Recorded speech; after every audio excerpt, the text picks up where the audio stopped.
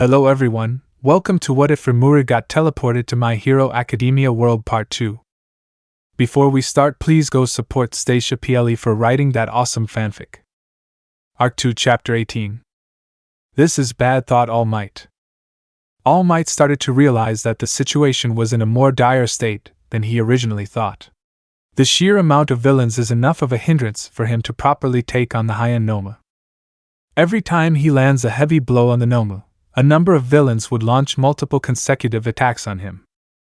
If it weren't for young Rimuru, I might already be dead by now.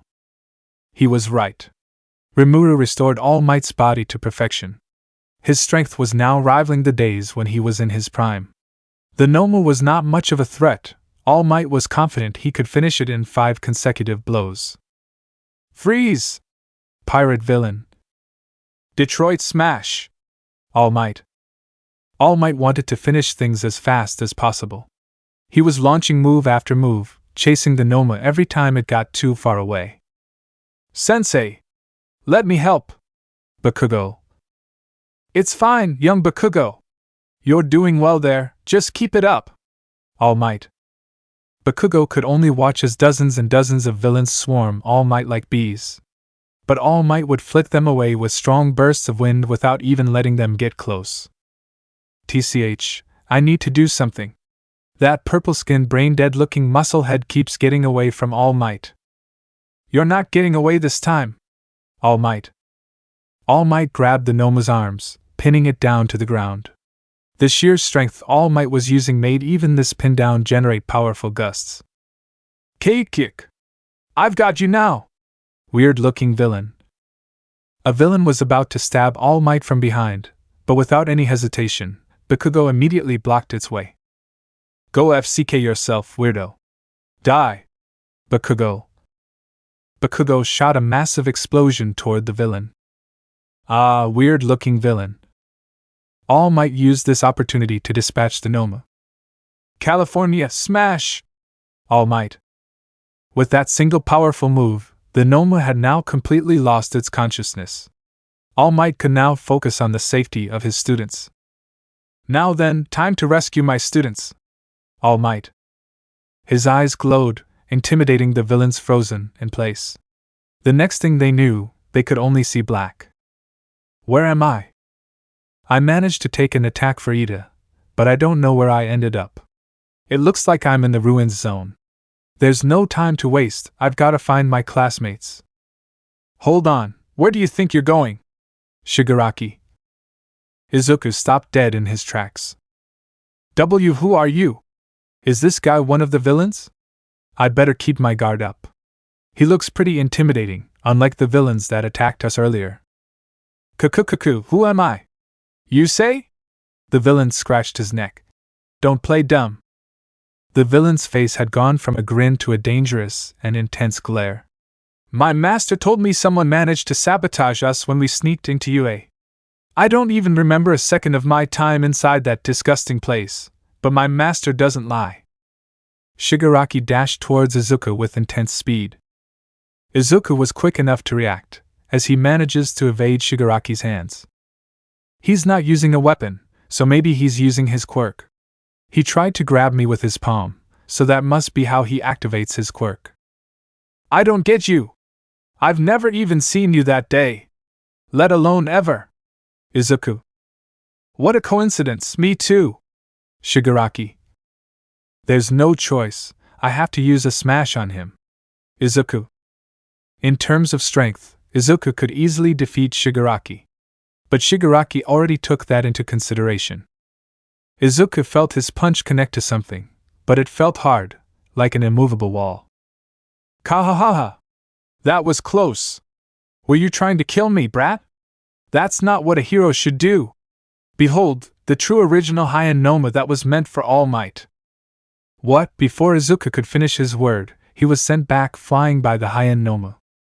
Shigaraki burst into laughter. Kahahaha! Did you really think we were gonna stick to the same plan, even after you guys found out? Too bad. The Nomu kept on throwing Izuku around, heavily injuring him in the process. We went all out, you see. Our goal changed the moment it was exposed. And do you know what our new goal is, little successor? Shigaraki. Grr, Izuku.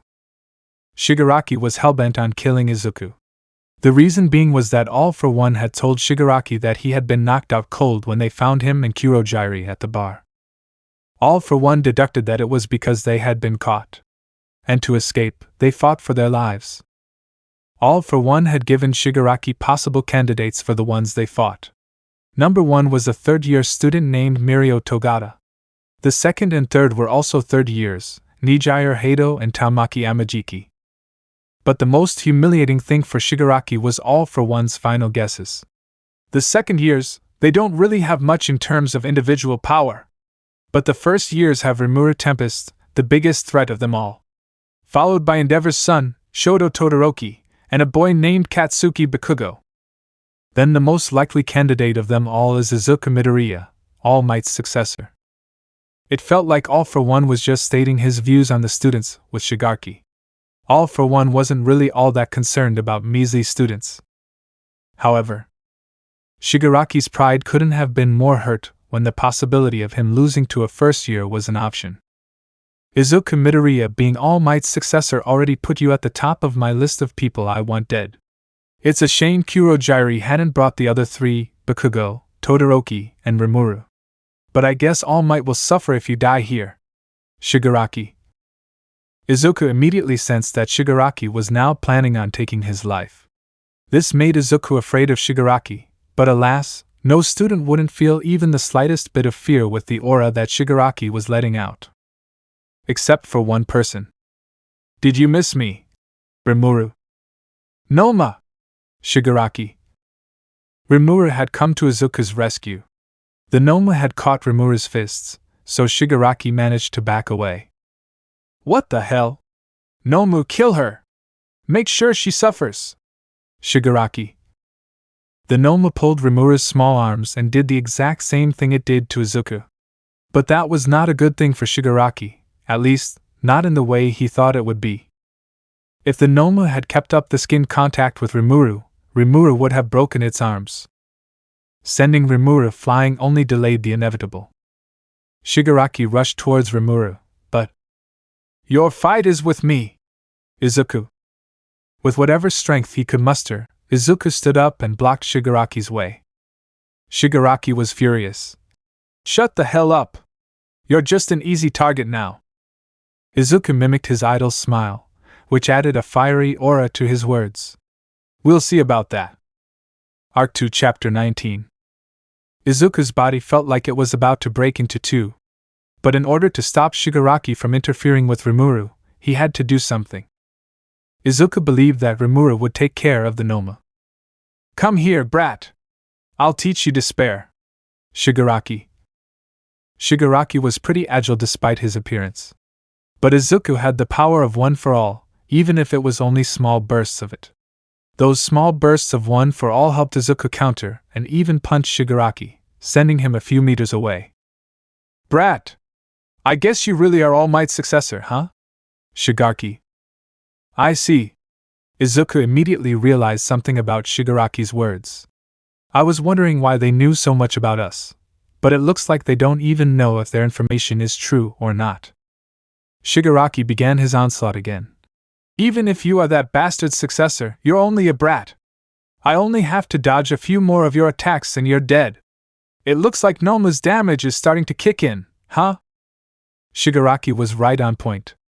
Izuku was starting to feel the damage dealt by the Nomu at a faster pace. On top of that, he's using whatever bit of his quirk he could use to attack. He wouldn't be able to keep this up any longer. The gear that Rimuru made wasn't damaged at all. But if Izuku was constantly pressuring his arms, even it wouldn't be able to stop Izuku from breaking his arms. And unbeknownst to Izuku, he wasn't using his full power anymore. He still wasn't able to fully control the output of his power.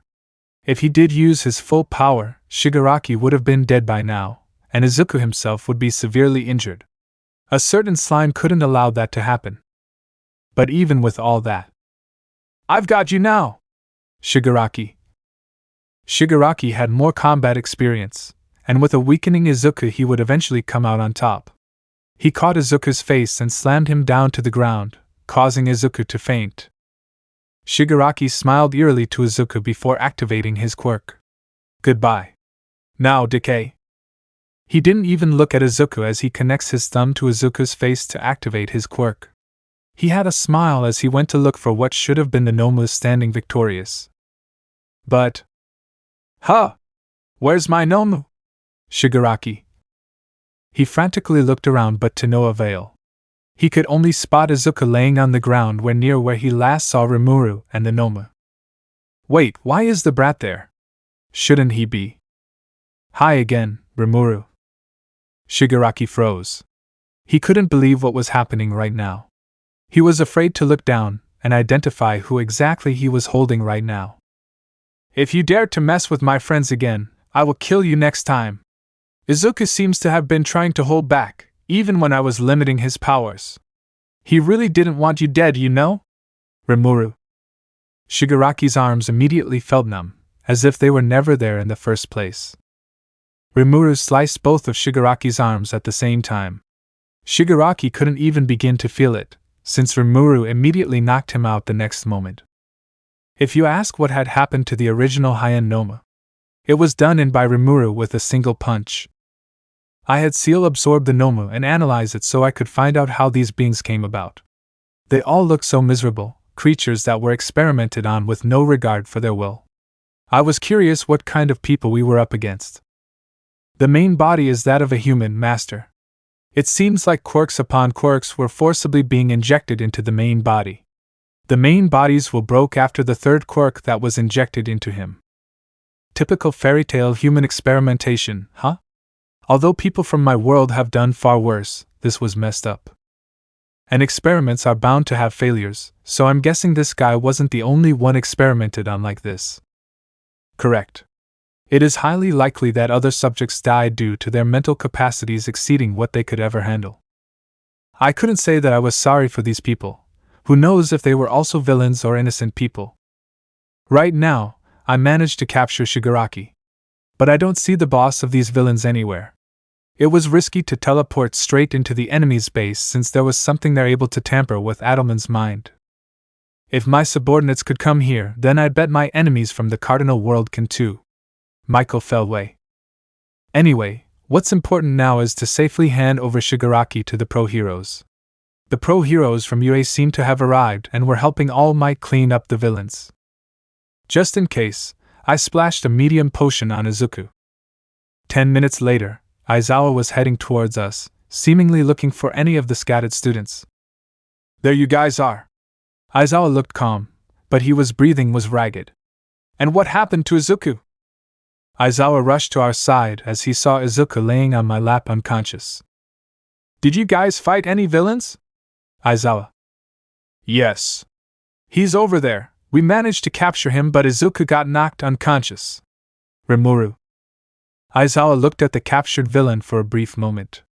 After that, he directed his attention back to his two students.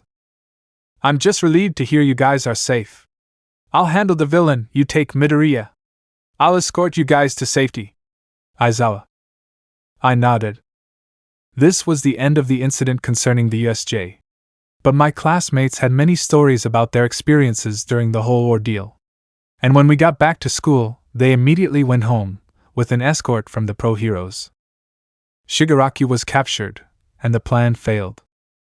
All for One knew that this was the result of his efforts. Even when he gathered every single villain he could find, foreign or his own, they still lost. Damn it! All for One. He raged. He was sure that this would have at least captured All Might's suspected successor. The plan had been for Kurogiri to separate the students and sent Izuku Midoriya alone to Shigaraki. All for One had an akin suspicion that All Might had somehow managed to regain his power through some unknown means.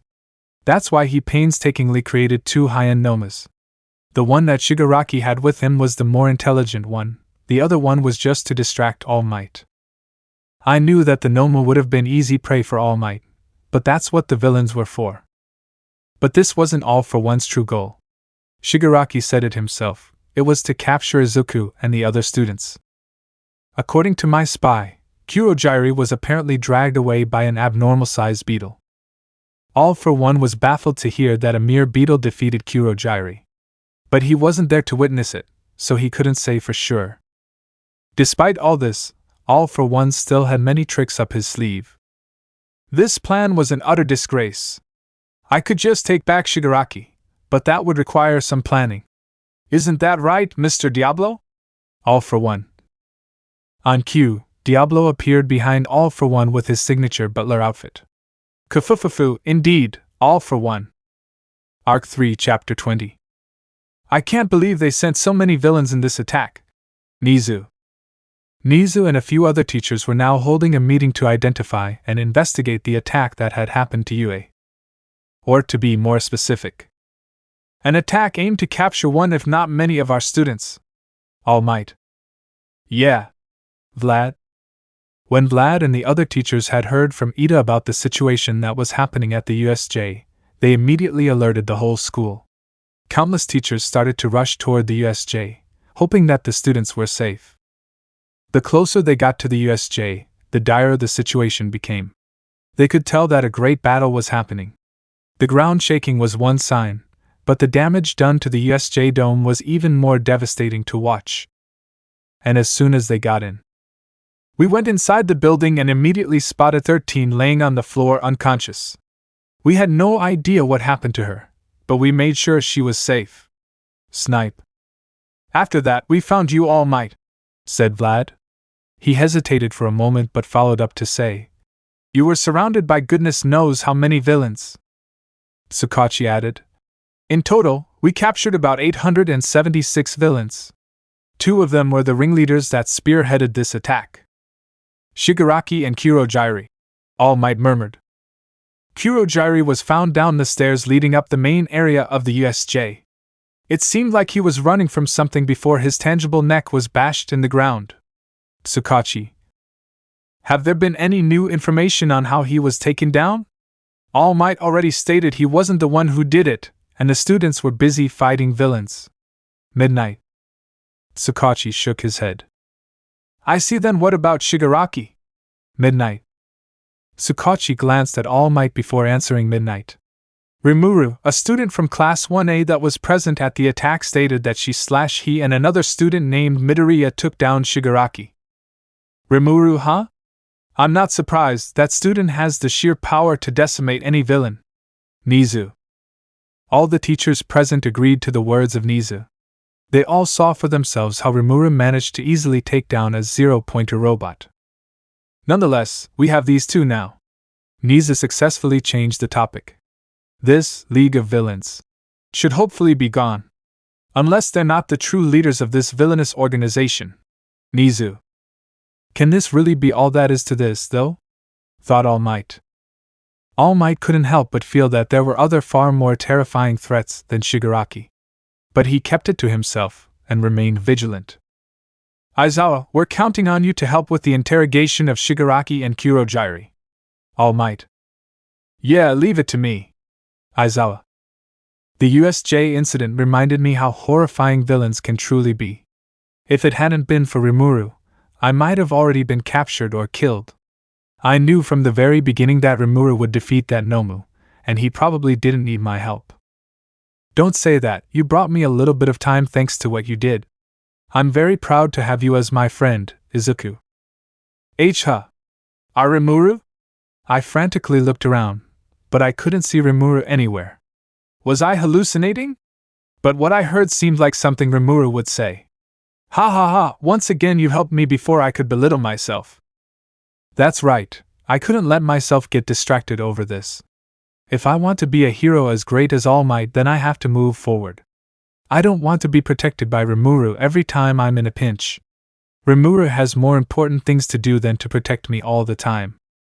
And yet with a straight face, Izuku would beg to Rimuru to help him practice his quirk over the next 3 weeks. This showed how serious he really was.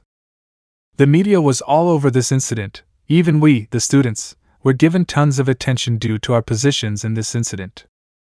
Class 1A was relatively lively even after the whole incident. Though there were some exceptions.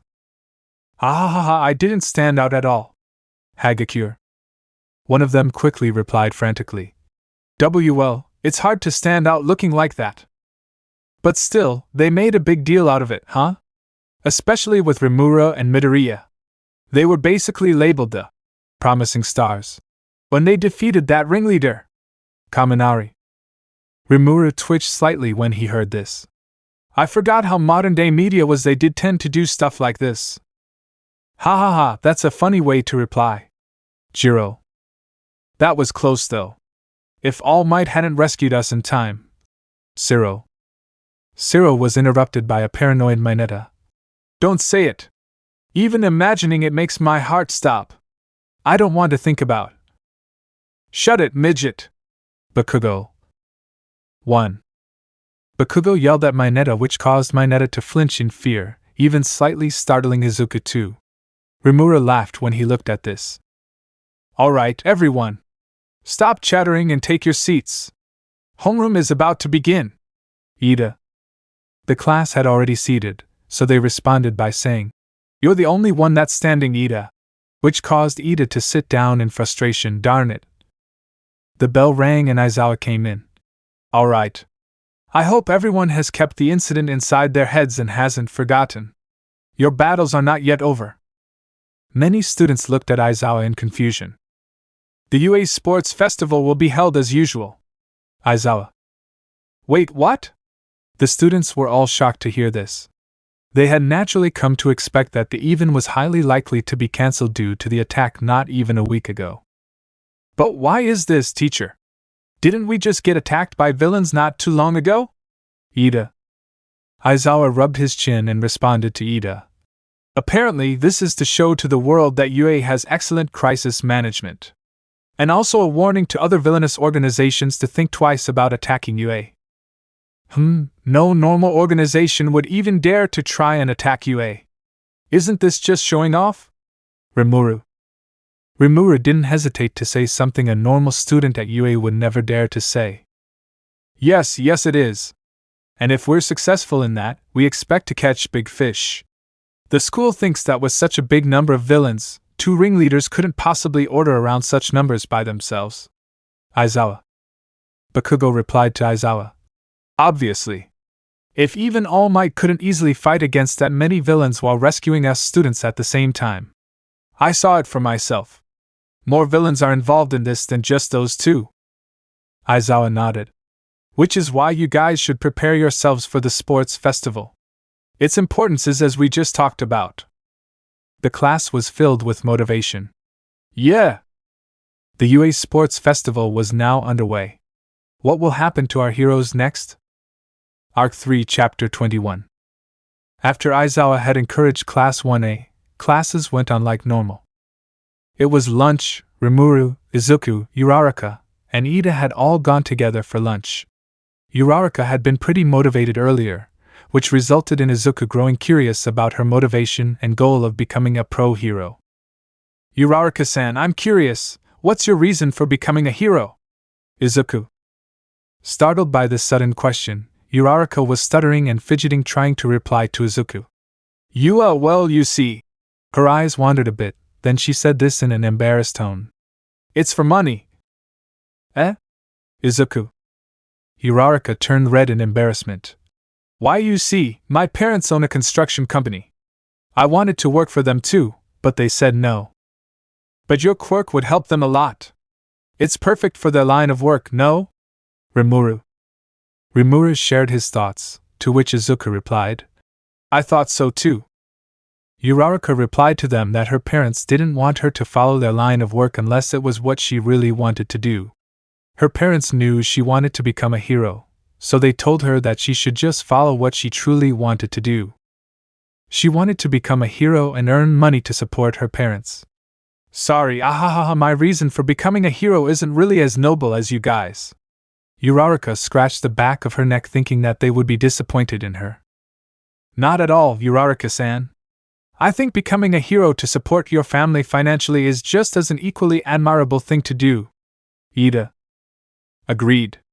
Rimuru and Izuku. Uraraka felt relieved, knowing that her friends are supporting her. Thanks, Rimuru, Deku-kun, Ida-kun. Rimuru's eyebrows rose in amusement. Deku? Since when did you call Izuku that, Uraraka? Ignoring Izuku's bright red face, Uraraka explained to Rimuru that she had heard Bakugo call Izuku this and called out to Izuku like this too. It seems like she found out that the nickname, Deku, was clearly a way for Bakugo to insult Izuku, and yet, she still calls him that. There's more to this story, I can definitely feel it. There's nothing more interesting in high school than helping your best friend with his love affairs. It's the best. Should I start calling you Deku then, Izuku? I teased him a little bit, but it caused such a huge reaction from him. Why, you're just saying that to tease me, aren't you? Replied a bright red Izuku. I swear, if he doesn't calm down, I wonder if he'll get tanned. He's been bright red for a straight few minutes now. Ultimately, my teasing came to a stop when All Might came to us. I am here! As well as young Rimuru and young Midoriya. All Might. Everyone besides me had shocked looks on their faces. All Might? Did you need anything from us? Said Izuku. Lunch. Care to join me, you two? All Might. We couldn't say no, so Izuku and I waved goodbye to Uraraka and Ida before going with All Might. We arrived at his office, and he reverted into Small Might as soon as the door closed. You didn't seem to look exhausted when you transformed just now. I'm glad the healing worked. Rimuru. Ha ha. Worked. You say? It did way more than just heal me. In fact, I think I might have reverted back to my prime. All Might. Izuku no, Deku was extremely excited to hear about All Might's health. He's his idol, after all, it's normal for him to share the same enthusiasm as All Might. But anyway, I assume you guys have heard the news about the UA Sports Festival, right? I'd like to hear your thoughts about it. All Might. Deku replied first. It's a very amazing event. I've watched almost every UA Sports Festival since the beginning of the event. All Might quickly cut off Deku. Ha! I'm not asking what you think about the event, I'm asking you what you think about participating in it. I'm sorry, it's just habit. Deku frantically apologized to All Might. When it comes to participating in it, I naturally feel nervous. I can't even control one for all well without Rimuru's gears. Let alone without them. Deku. All Might closed his eyes for a second and then opened them again. I was able to use 100% from the get-go, so I can't say I understand you, young Midoriya. But... All Might stood up, reaching his arms out to Deku. The fact that you can stand on that stage and have the opportunity to show the world what you've got, that's all that matters. He began doing some fancy, grand movements that even I was in awe of. You are my successor, the fledgling symbol of peace. I want you to seize this opportunity and show yourself to the world with a big I am here as your introduction. All Might's charismatic nature added to his inspiring speech. And you as well, Rimuru. You have already proven to me your strength. I hope you can help me help Midoriya grow so that he can fully wield one for all too and at his greatest. I took a glance at Deku, and he seemed to be overwhelmed with emotion. I could guess his thoughts without using any powers since it was obvious that he was feeling the weight of All Might's words. Don't worry, Izuku. If you don't think you can keep going, I'll push you from behind and make sure you do. I tried to reassure him, but I think he's a bit scared now. Unbeknownst to Rimuru, Deku had a slight fear of Rimuru since both of them started training together. Now, Deku was motivated both by All Might and his best friend. Albeit the latter one was because he wished to avoid the thought of what Rimuru would do if he found him slacking. I got it. I will aim to show to the world that I am here. Deku was now fully motivated, leaving All Might and Rimuru something good to look forward to. Classes were over, and when I opened the door, there were an unusual amount of students crowding right in front of our classroom. Yeah? Are we famous by any chance? Rimuru. Primarily you, Rimuru. Class 1A. Bakugo scoffed at me and replied. No, you idiot. They're here to scout us, small fry. They're probably here to check us out. There's no point to this, move out of the way, extras. Bakugo had a point, it does seem like they're here to gauge our abilities. I came here to see what the famous Class 1A is like, but you seem pretty arrogant. Shinso. Someone moved through the crowd and stood right before us. Are all the students in the hero course like this? Shinso. All of us shook our heads trying to deny him. Seeing this makes me pretty disillusioned. There are quite a few people who enrolled in general studies or other courses because they didn't make it into the hero course. Did you know that? Shinso. Huh! Bakugo. This guy's pretty bold. He's talking all that smack right in front of Bakugo's face. Bakugo wasn't reacting much. Is it because he thinks that this guy's just too insignificant, or is he actually digesting his words? The school has left us a chance, and depending on the results of the UA Sports Festival. Shinso paused for a moment. There may be chances in the hero course, those who move in, and those who move out. Shinso. Bakugo just stared intently at this student, not speaking a word at all. I at least came to say that even if you're in the hero course, if you get too carried away, I'll sweep your feet out from under you. I came with a declaration of war. Shinso. Class 1A was surprised at this student. He said that Bakugo was arrogant, but he himself also had a bit of arrogance as well. Bakugo was about to reply but was stopped with a hand on the shoulder by Rimuru. Well, you are quite the character. Now that you've said what you said, all of us are gonna give it our all, you know. Isn't that right, Bakugo? Rimuru. Bakugo casually ignored me and headed straight out of the classroom. Oh, Bakugo! What are you gonna do? Everyone's hating on us because of you. Kirishima. It doesn't matter. Bakugo. Kirishima was bewildered. Huh! It doesn't matter as long as you rise to the top. Bakugo. Damn, these high schoolers are way cooler than the ones I went to school with. Or was it because I just didn't surround myself with enough people?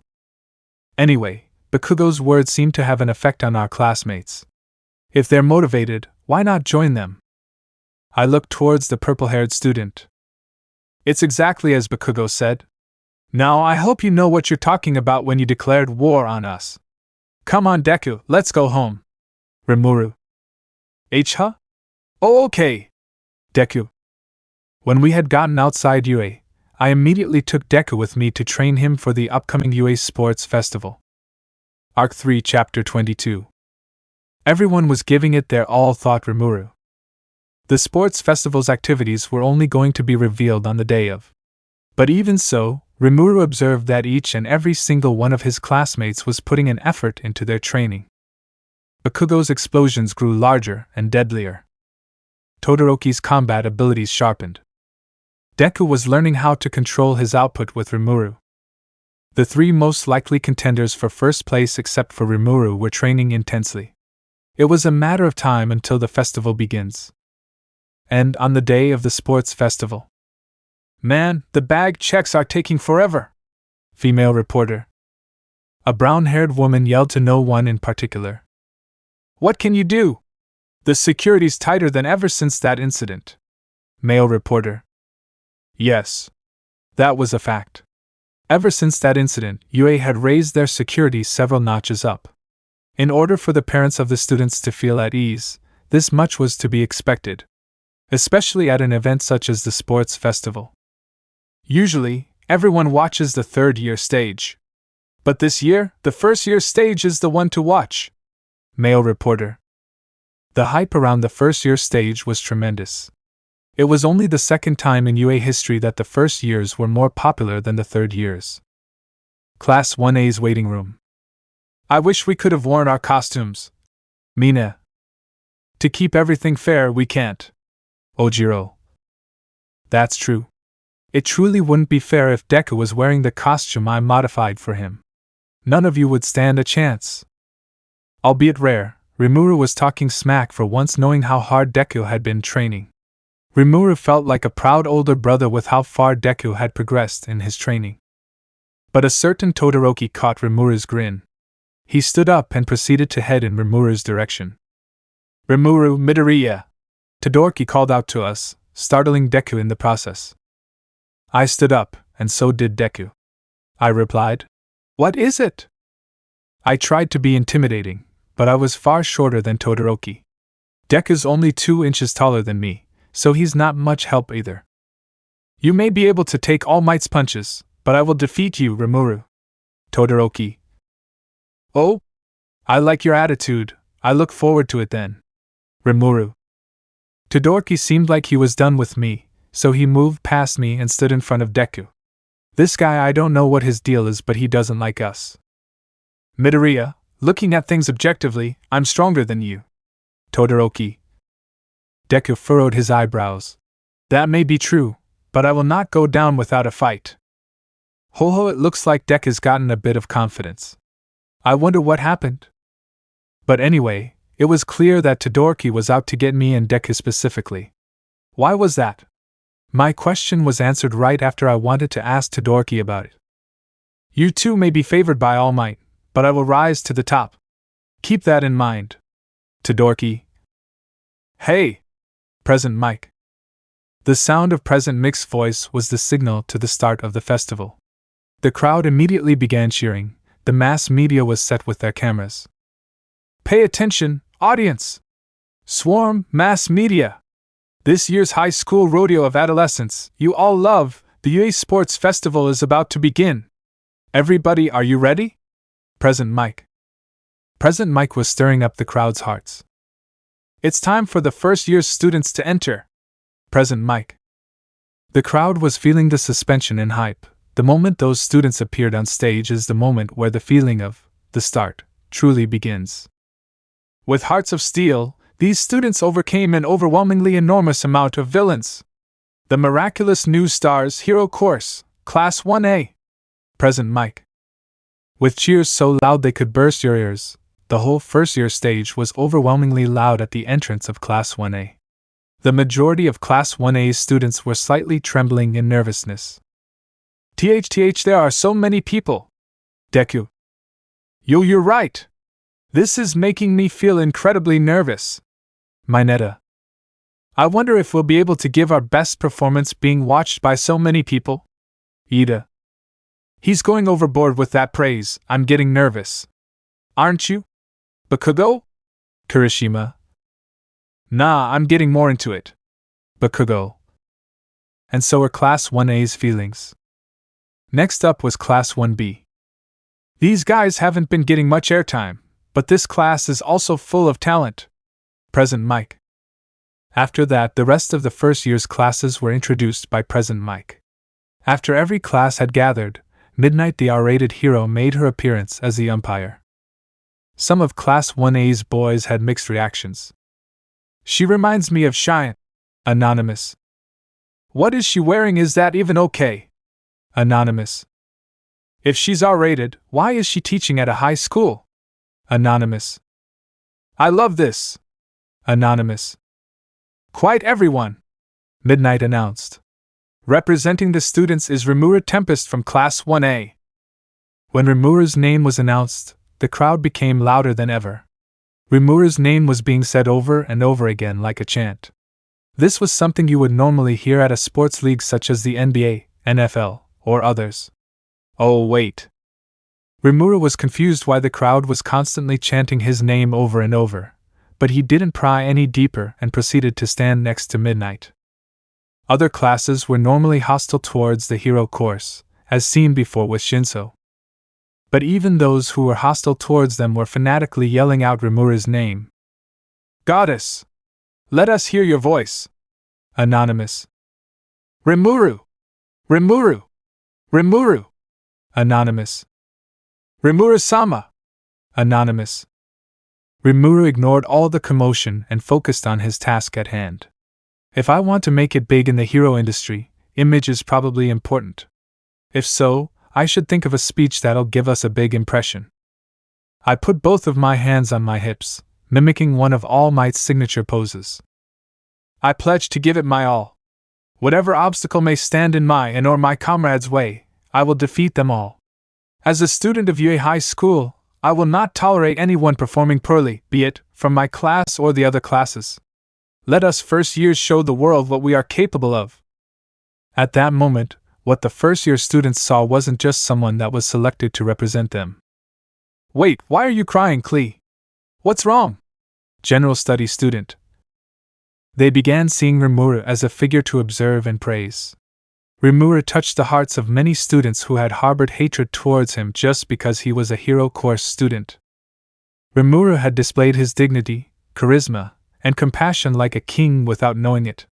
The strongest boost in motivation landed in Class 1A, his class.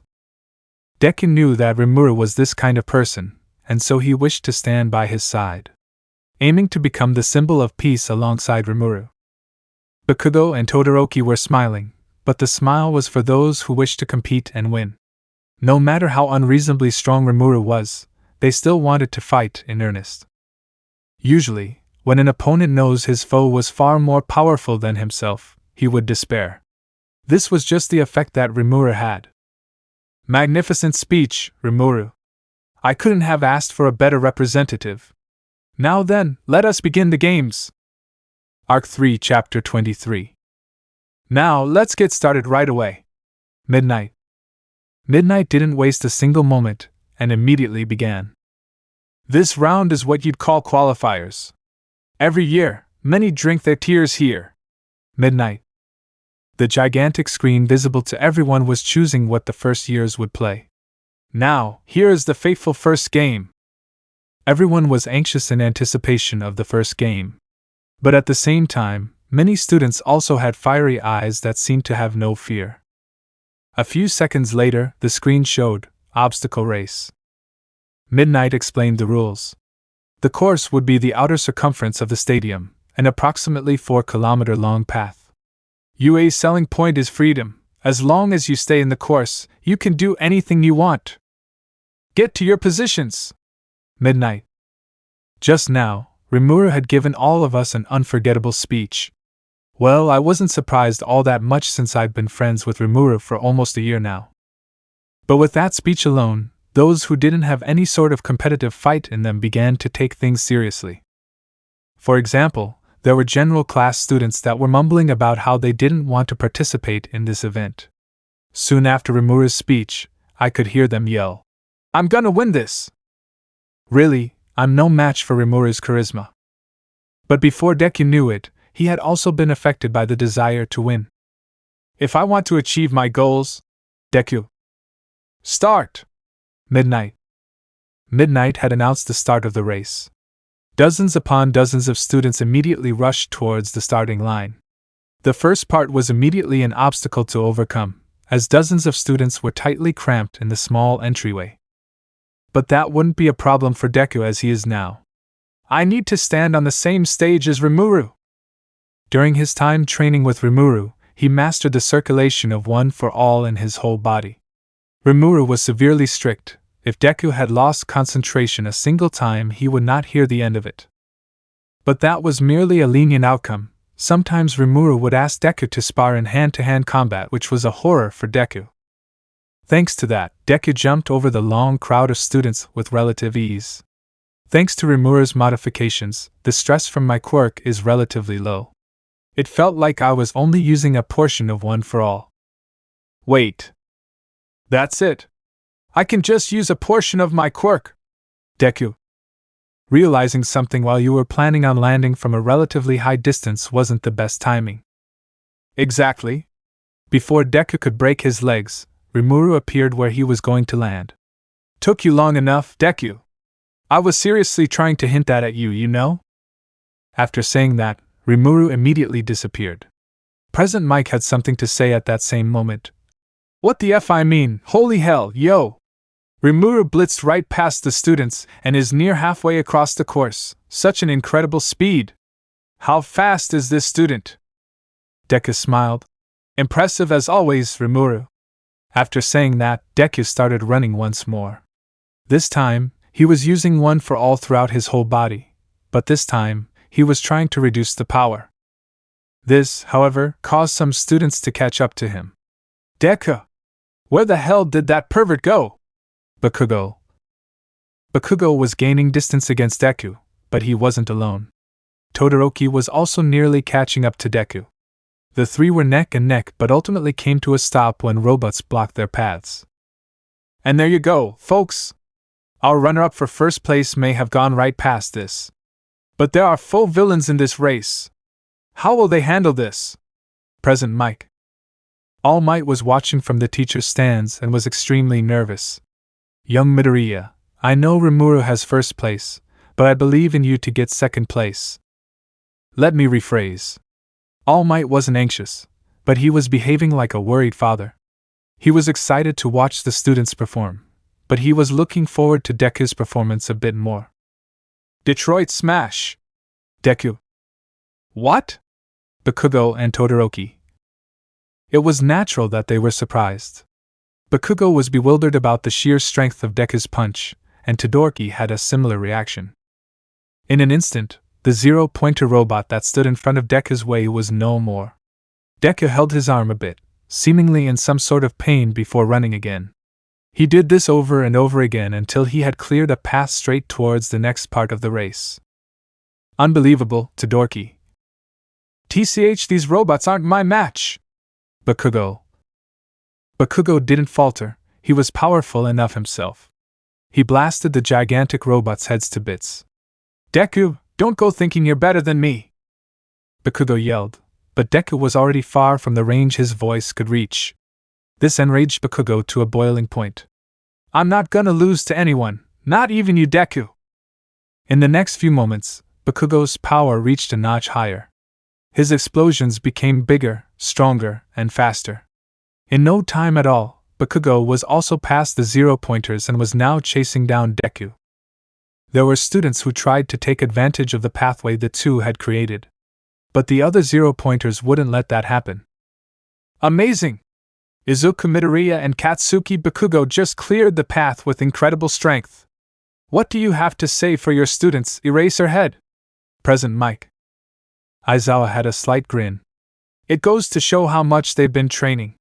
Nothing more, nothing less. Even with that display, he still doesn't show bias. You're not helping me here, ha ha ha. Present Mike. I don't care. More importantly, a third no fourth student is about to make it past the first obstacle. Aizawa. Todoroki had frozen all the remaining zero-pointers before they knew it. Holy smokes! As expected from someone who got in through recommendations. This is too easy for him. Thanks to Todoroki, everyone else was now able to resume the race. What do you think is gonna happen next? Eraserhead. Present Mike. A battle for second place. Aizawa. Aizawa's response caused a sarcastic response from Present Mike. That's for sure, Rimuru's already near the end. Arc 3 Chapter 24. Alright, folks. After that excellent display of power from our first years, the race continues on well past the first obstacle. Present Mike. With how Deku, Bakugo, and Todoroki showed their immense firepower, the crowd was cheering in excitement. But folks, like any other obstacle race, there's plenty more levels for our fledgling heroes to overcome. The next obstacle came into view. There were protruding rock platforms spread across significant gaps. Those gaps seemed endless if you looked below, so the students couldn't afford to be careless. Kero. Tsuyu. Tsuyu Azuri was the first to attempt the obstacle course. There were ropes hanging that reached the end of the obstacles. Tsuyu used those as her foothold with her frog-like capabilities. She's fast! Uraraka. It's finally time! Hatsum. Out of nowhere, a student was hyping herself up. It's finally time for my babies to be in the limelight. Look, all you support companies from across the country! The rest of the students' first impressions of her were not ones of positive things. But alas, that didn't stop this support course student to make her way across the gap. A lot of different people are working hard for their chance, huh, Eraserhead? Present Mike. After that, several people blew right past the course. Ha! This is great, Eraserhead. We're actually witnessing people crossing the obstacle course like normal. Present Mike. Aizawa scratched his head in response. Well, in the case of Rimuru, we didn't even see what he did. Rimuru just flew right past this. Todoroki was first across, and Bakugo was a near close second. Meanwhile, the rest of the first years were either in the middle or somewhere behind. Deku had one problem. With him restraining his powers, he wasn't sure how powerful his jumps were going to be. It was fine if he was just running, but in the case of him not sticking the landing or even overjumping, There was a risk to it all. But he wasn't one to be stopped by a mere risk. Here goes nothing! Deku. Deku recalled something Rimuru told him when they were training. You know, Deku, one for all is quite something. For example, if you gather 90% of your power in your legs to jump, while the remaining 10% is for the rest of your body, you could leap over a mile easily. At that time, Rimuru had just appeared out of nowhere and said that with a rather monotone voice. Pulling this off would require a considerable amount of control from Deku. It would be unthinkable for Deku to pull this off before the training for the sports festival. But the current Deku had a fair chance of success. Deku. Barely, just barely, he managed to jump all the way to the other side of the obstacle course. Did you see that? What monstrous legs! I would hate to be kicked by them. Present Mike. It seems like he focused most of his power on his legs to create a force strong enough to generate that much distance. But my question is, will his body endure that kind of strain? Aizawa wasn't aware of Deku's massive improvements. He had naturally assumed that Deku had used all of his power on that jump. He guessed it must have taken a toll on his legs, worse it could have rendered him immobile and made him lose in this round. However, that wasn't the case. Deku was consistently trying to tone down One for All. Only about 50% of One for All was used. And with Rimuru giving Deku handmade shock endurance gears, Deku was unharmed. Deku kicked off the slight pain and started to chase after Todoroki and Bakugo. Aizawa was surprised. Deku continued to run without pain nor hesitation. A pleasant surprise, one might say. However, there was someone else who was more surprised. Amazing, young Midoriya. I was beyond shocked by your earlier display against those robots, but your control of One for All truly has gone up several notches. I'll have to thank Rimuru later. All Might. And now, we've quickly arrived at the final barrier. The reality here is that it's a minefield. Present Mike. Several visibly placed mines were scattered throughout the area. It's set up so that you can tell where the mines are if you look carefully. Present Mike. Todoroki was fast, even while avoiding all the mines. The second place looked like it would be his. Half and half bastard. You're not getting in front of me. Bakugo. Bakugo came full speed at Todoroki, who was carefully trying to avoid the mines. As the two got closer, Bakugo started his attack against Todoroki. There it is! The development that all you mass media love! Present Mike. Bakugo and Todoroki were going at it. The two exchanged blow to blow, either one seemingly slowing down. But the two forgot one thing. Behind the two was Deku in mid-jump, pulling back his right arm as he prepares to launch an attack to slow down his two adversaries. Double Delaware Smash! Deku. Wa Todoroki. Deku Bakugo. The target of Deku's attacks was neither Todoroki nor Bakugo. But... oh my goodness! Midoriya just launched a surprise attack against the two leading students. While midair he aimed what seemed like an air-type attack below their feet. Present Mike. As a result, Deku activated the mines below Bakugo and Todoroki while giving himself a huge boost forward. Both Todoroki and Bakugo were not happy to see this. Deku! Bakugo. Midoriya, Todoroki. The two stopped trying to slow each other down, and instead chased after Deku full speed. Bakugo used his explosions to propel himself forward with tremendous speed, while Todoroki used his ice path to create a clear path.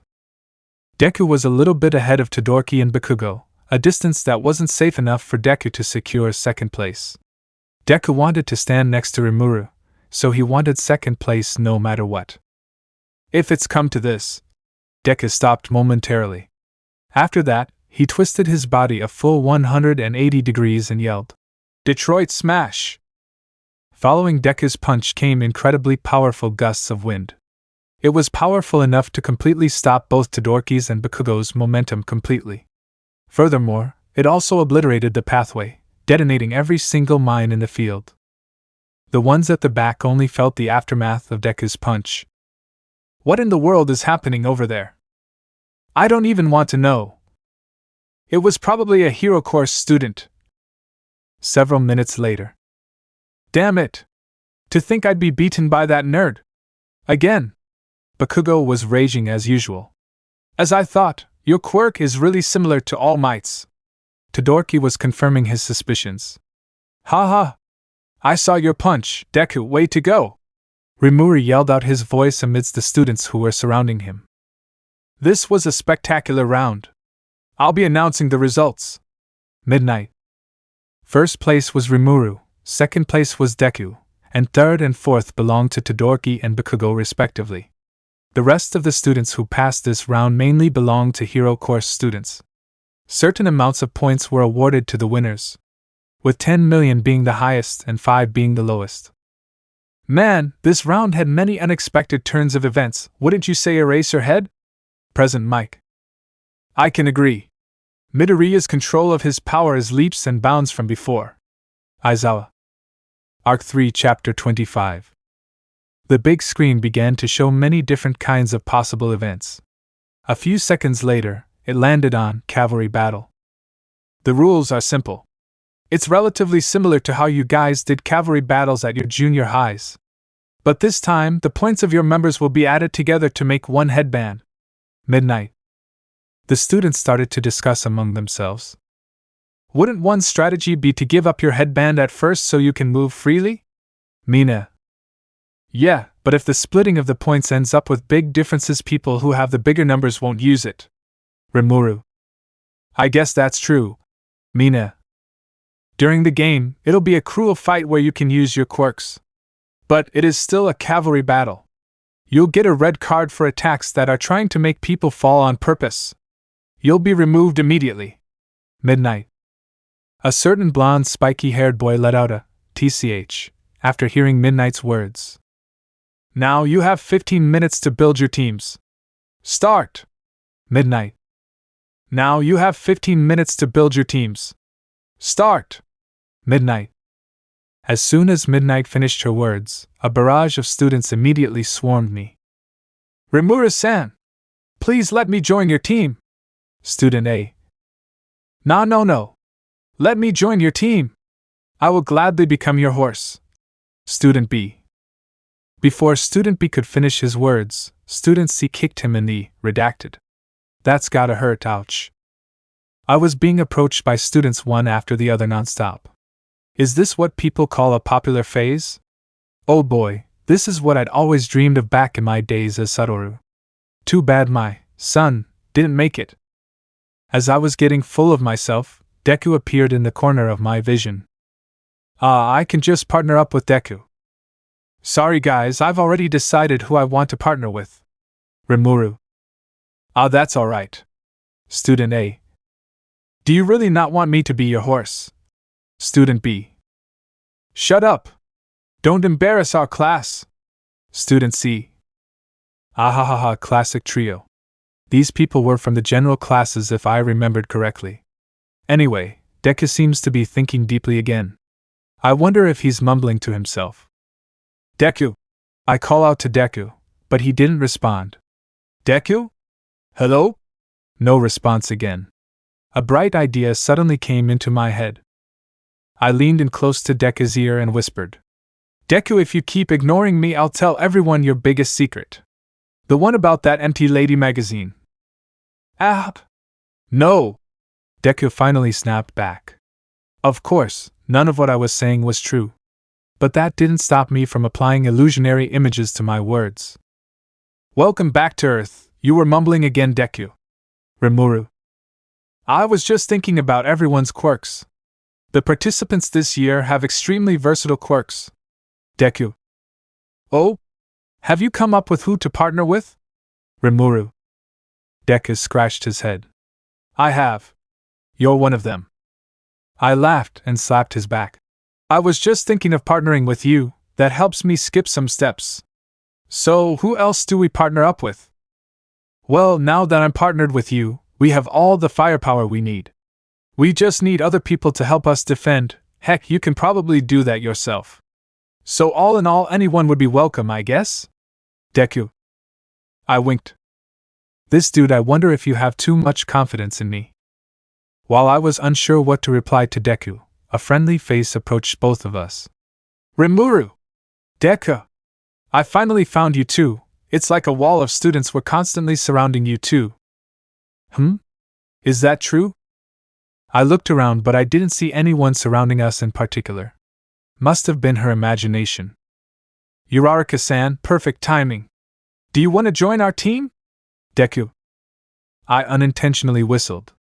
That was smooth. Eh? Do you mean you're in Rimuru's team? Can I really? Uraraka was excited. Damn, Deku might actually get a girlfriend at this rate. Sure. Deku invited you, and I don't mind. Rimuru. With Uraraka, we had 3 members now. There was only 1 spot left to fill. Who will you pick for the last spot, Deku? Rimuru. Let's see. Deku. After a few seconds, Deku started to approach someone. That person was Tenya Ida.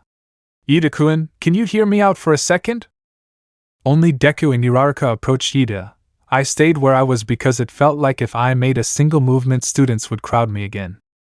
Nonetheless, that didn't mean I was unable to hear what Deku and Uraraka were discussing with Ida. There you have my plan, Ida. Do you want to join our team? Deku. Ida's expression wasn't that of a happy one. As expected of you, Midoriya. But I'm afraid I have to decline. Eh? Deku. If I keep following behind you, I'll never catch up to you. Todoroki and Bakugo aren't the only ones who see you as a rival. Ida. Tense expressions appeared on Deku's and Uraraka's faces. They came back to me and told me what had happened with their recruitment. I already knew what happened, but I acted like I didn't. I see that's unfortunate. But I can understand Ida's feelings. Now that you've become who you are now, Deku, it'll be a fight to the top more than ever. Rimuru. Deku understood what I meant. Even before now, where Deku's control over One for All was severely lacking, Bakugo already saw him as a rival. I also noticed that during that time Todoroki was beginning to notice Deku as well. People with similar minds always meet, and those with similar goals will either compete or cooperate. This is what made the Yui Sports Festival great. A unique way of education and growth. And especially now, during this cavalry battle where you have to compete with and or against your peers.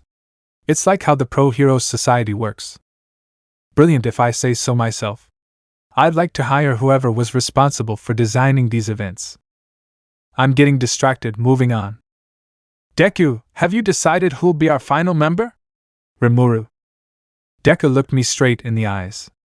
I have. Arc 3, Chapter 26.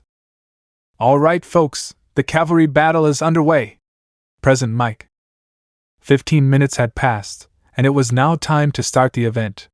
There were a total of 12 teams. Bakugo ends up teaming up with Aijiro, Hanta, and Mina. Ida had joined Todoroki's team, as well as Momo and Kaminari. A pretty interesting pair of groups, I might say. But those 2 groups weren't the only ones we needed to watch out for. Almost every other group was targeting us, so it would be impossible to ignore them. It'd be bad if we get surrounded. But Deku picked the right student just in time to counter that.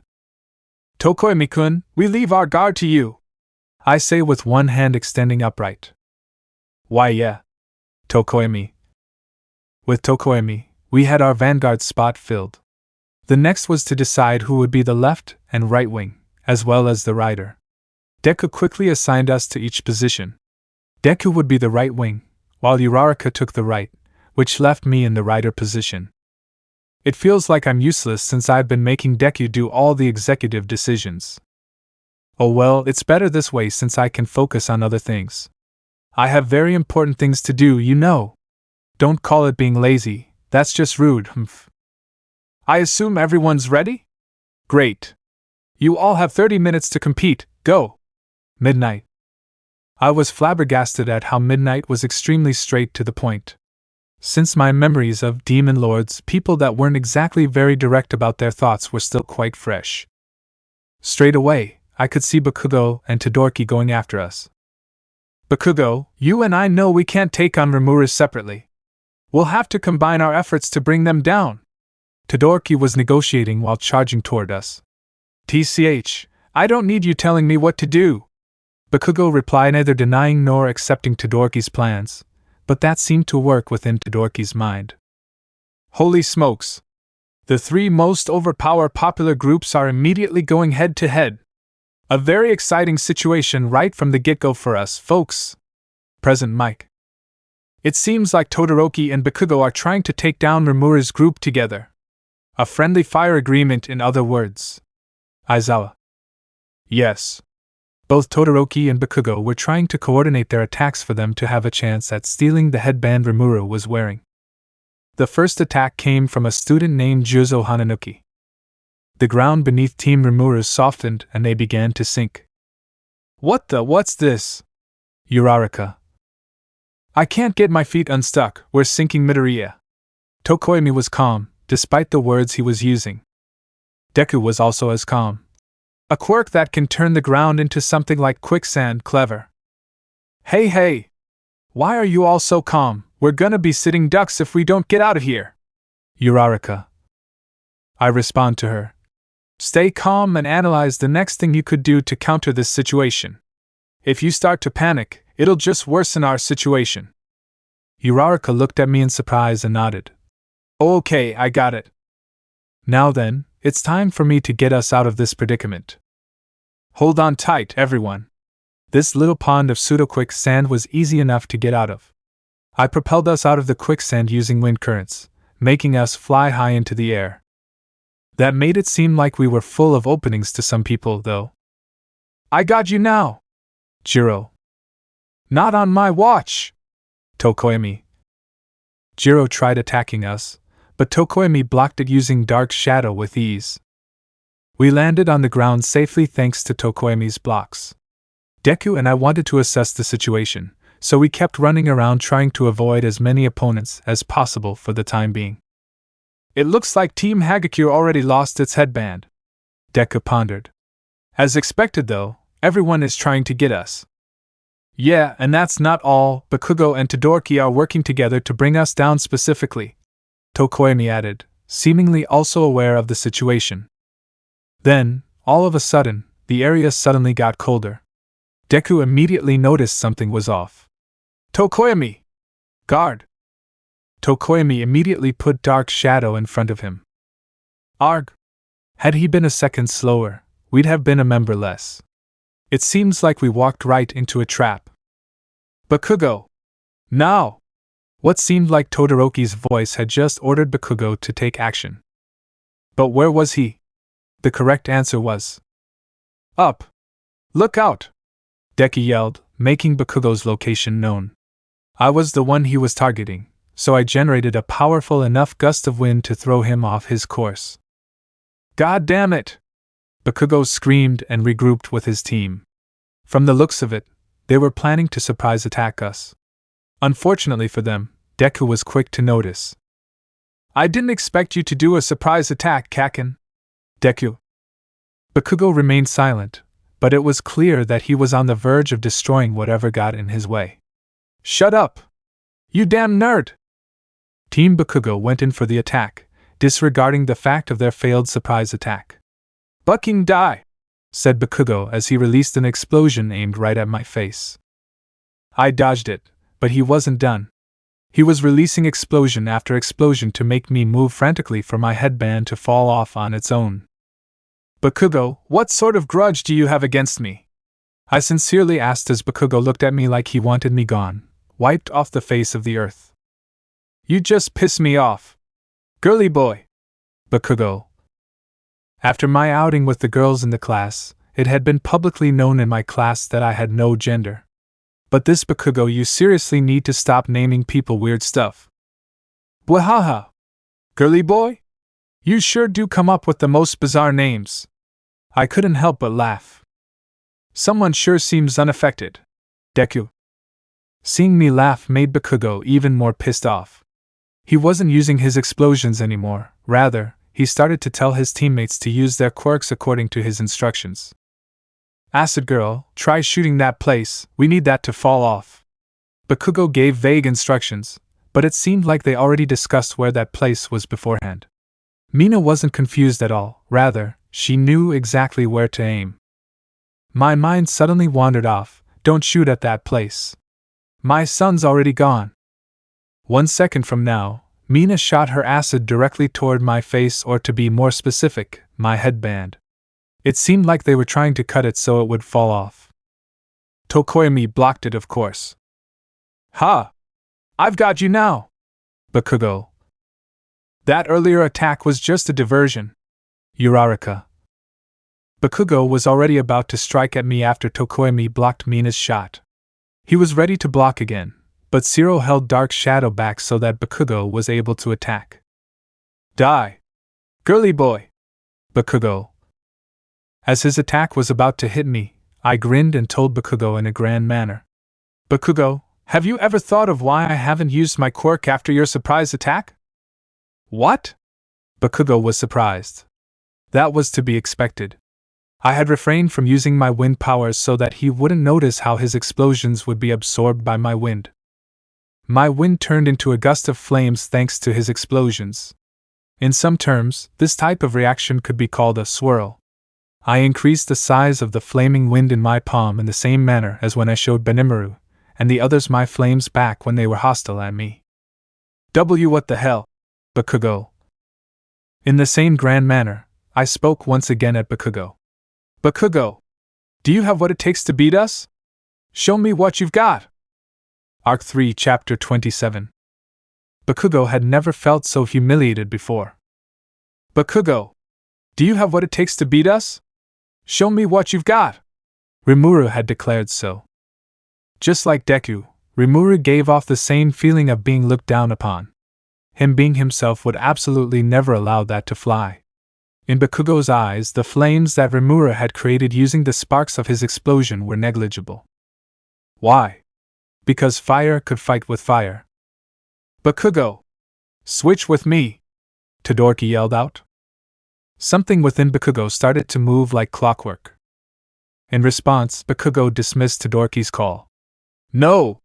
If we move now, we'll only be caught up in Rimuru's power. What are you saying? At this rate, we won't be able to beat Rimuru. I know that, so shut your trap. I'll find a way somehow. Stop being so stubborn and get away, was what Todoroki initially thought.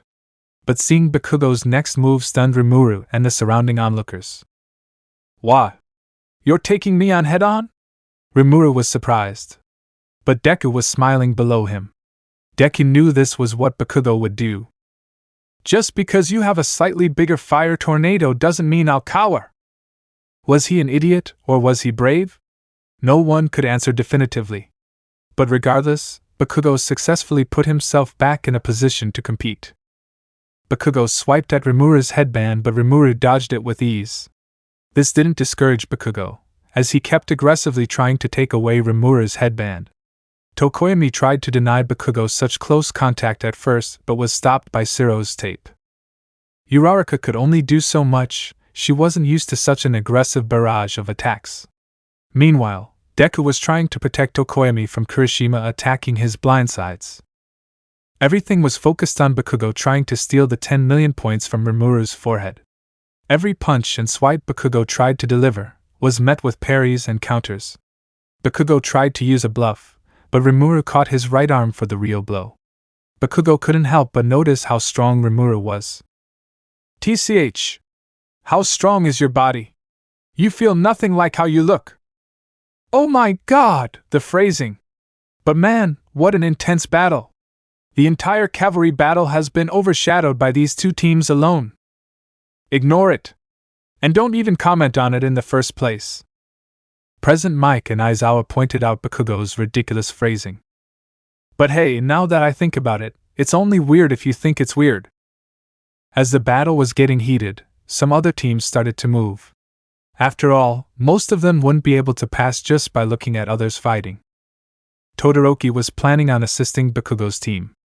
And as they were rapidly approaching Team Rimuru's rear, another group suddenly interrupted them. Oops!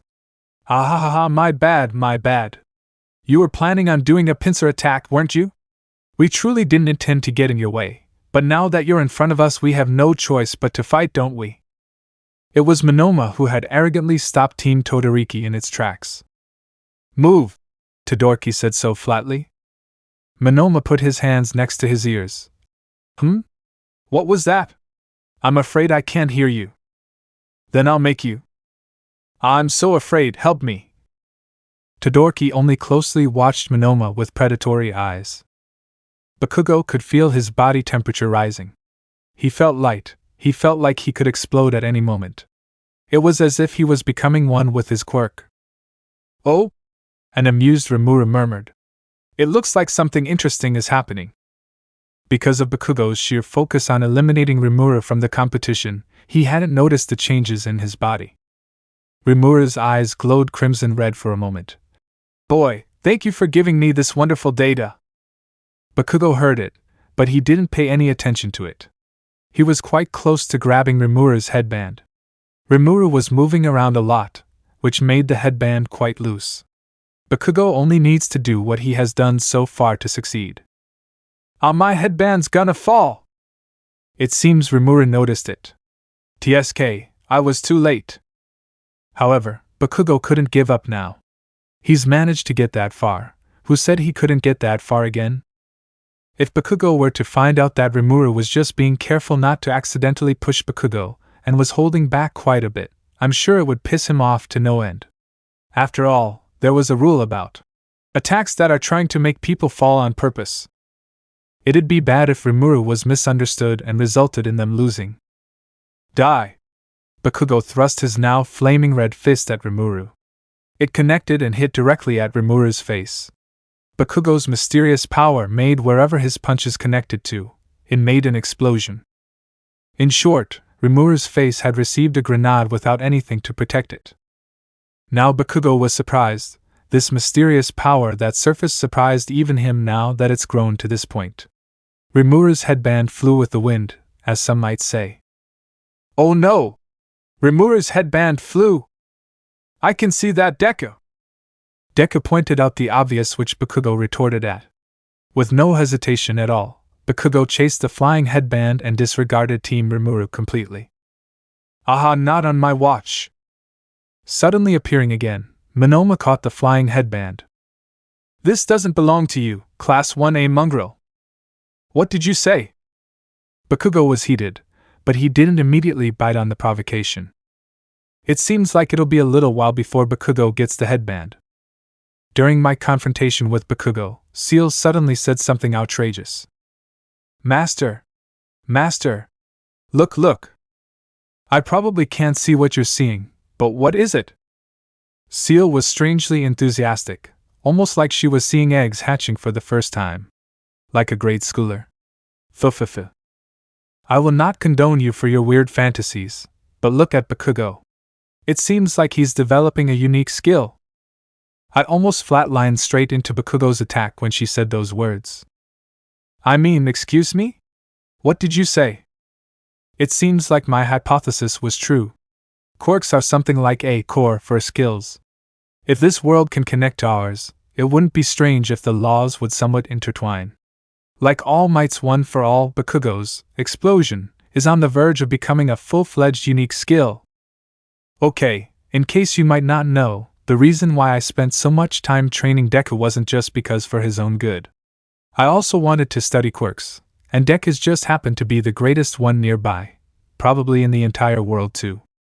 So, Seal conducted an analysis on One for All and found out that it had once reached the state of being a unique skill.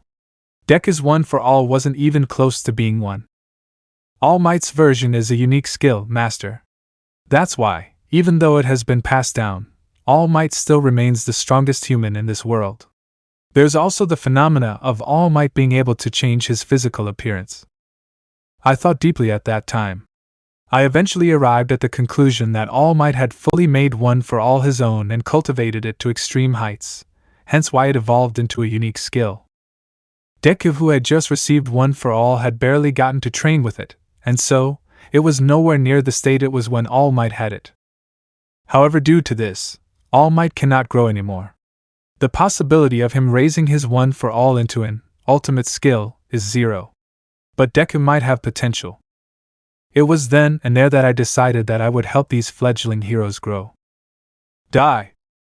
Bakugo screamed at me and aimed right for my face with a blazing punch. I let it hit me for multiple reasons, but I made sure to ask Seal for a way for us to win even if I did this. I wanted Bakugo to develop that attachment to his quirk, or at least strengthen it. The situation was proceeding swimmingly. Someone other than Bakugo caught it, which meant more challenges in his way. Good luck developing that power, young lad. Arc 3, Chapter 28. Manoma was in awe the moment he met Rimuru. Nobody wanted to let their quirks be copied, especially by another competitor. But Rimuru had voluntarily let Manoma copy his quirk. Rimuru's beauty alone gave Manoma the impression that Rimuru was someone out of this world, but this act of letting him copy his quirk without a second thought further solidified this impression. In a way, he had retained those first impressions for a while since starting school. He was unfortunately assigned to Class 1B, but Rimuru was in Class 1A. He thought at the time that it was meant to be. He expected it to be this way, and yet... Shut up! Crow-stressing pervert! Come on, Kaken!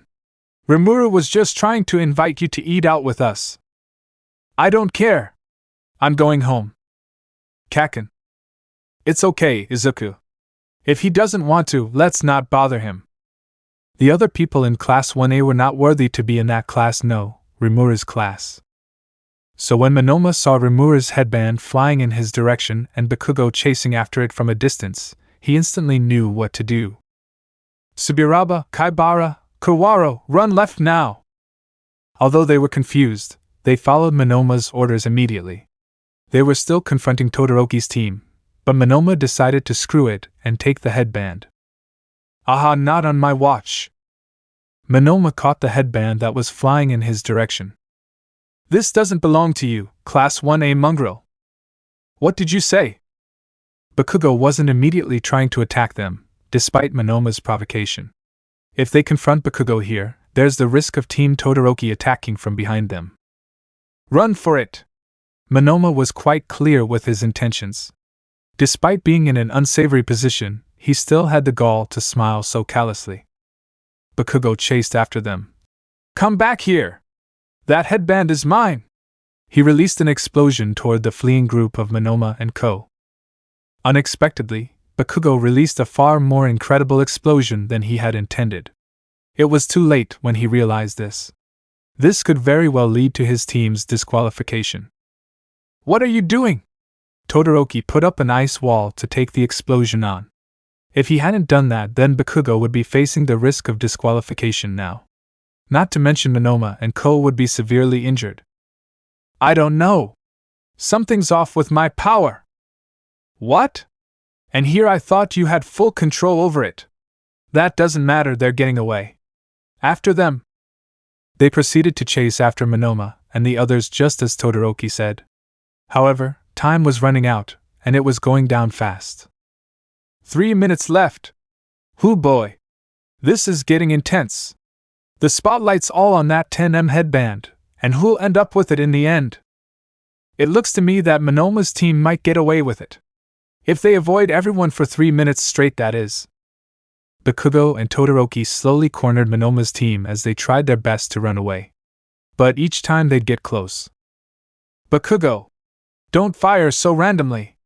You'll trip us both! I told you already, I don't know why this is happening. Bakugo's stronger explosions would get in the way of Todoroki's ice. If Bakugo doesn't provide support, Manoma could just keep on running. Of course, both of their teammates also provided support, but for some reason, everything they fired kept missing them. In the distance, a certain platinum blue-haired individual's eyes glowed a strong yet pale red. Crap! Team Rimuru's gonna catch up to us. They're already stealing a bunch of points from other teams. Kaminari yelled out.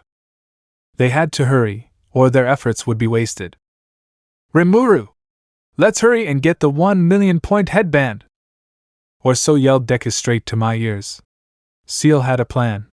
A rather simple one at that, so I wasn't worried at all about the headband. Well, don't worry too much about it. I pulled a simple magic trick on Bakugo. Or rather, Seal did that.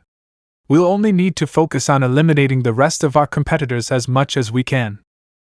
Although reluctant, Deku swallowed my words and tried his best not to worry about the headband. As it stands, there were only a few minutes left in the game. but there were still a lot of teams left. We headed toward other people in the opposite direction of Bakugo and Todoroki. Getting their headbands was relatively easy thanks to Tokoemi's long-range, dark shadow. Most students couldn't counter our combo. I first blocked any attacks they had to offer with a strong barrier of wind. Next was Deku's turn to move us all while Tokoemi, Uraraka, and I were being lifted by zero gravity. With how fast Deku could move, we quickly got behind the team we had encountered. Tokoemi finished it off by snatching their headbands with dark shadow. Oh my god! How are they still fighting over that headband? I mean, that's a given. But how is Team Manoma managing to keep it all for themselves? Something's off. They keep attacking, but Manoma managed to move out of the way every time. I don't know why that's happening, but it's really keeping me up in my seat. Woo! Looks like you'll have to sit down soon after. There are only about 10 seconds left in the game. Looks like even present Mike and Aizawa-sensei are quite interested in that little showing. Well, it might be time to end the farce now. With a flick of my hand, a powerful gust engulfed the arena. No one could continue watching the match and notice what I was about to do. Or at least, the people from this world cannot. 3, 2, 1. Before the clock hit 0, I moved at a speed that no one in this arena could follow. I took Manoma's headband and swapped it with a 100.1. Wah! There. I heard someone from one of the seats in the arena. Even though I moved as fast as I could without causing damage to the area, I barely made it in time for a look at the person who could follow my movements. TCH, they got away. What a blunder.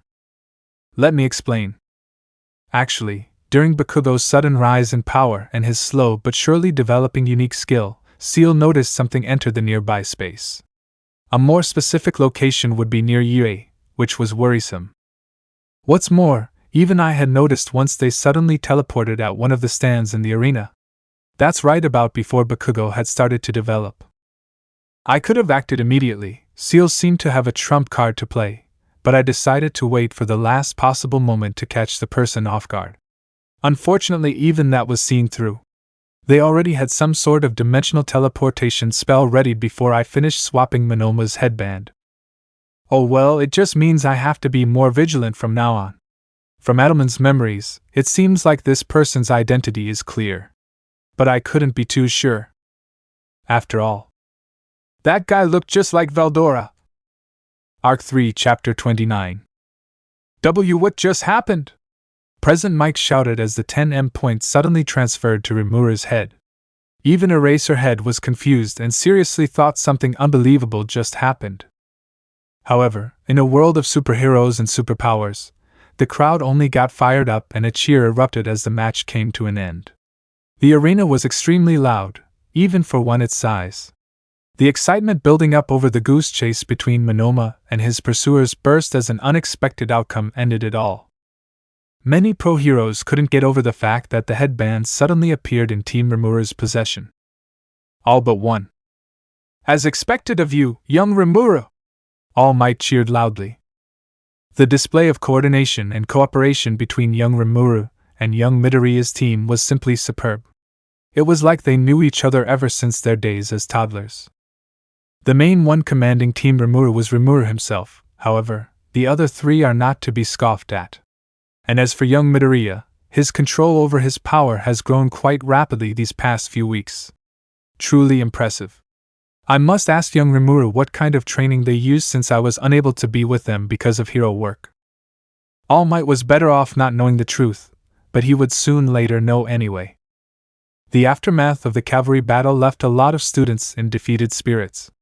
Especially Bakugo and Todoroki. Almost everyone on their team felt the same as their leaders. It sunk into their cores. How could they not catch a single team? That statement would be both a reason for motivation and humiliation.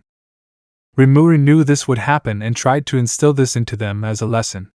Of course, Rimuru was still feeling guilty and decided to find a way to apologize. Talking to them now would only dampen their spirits further.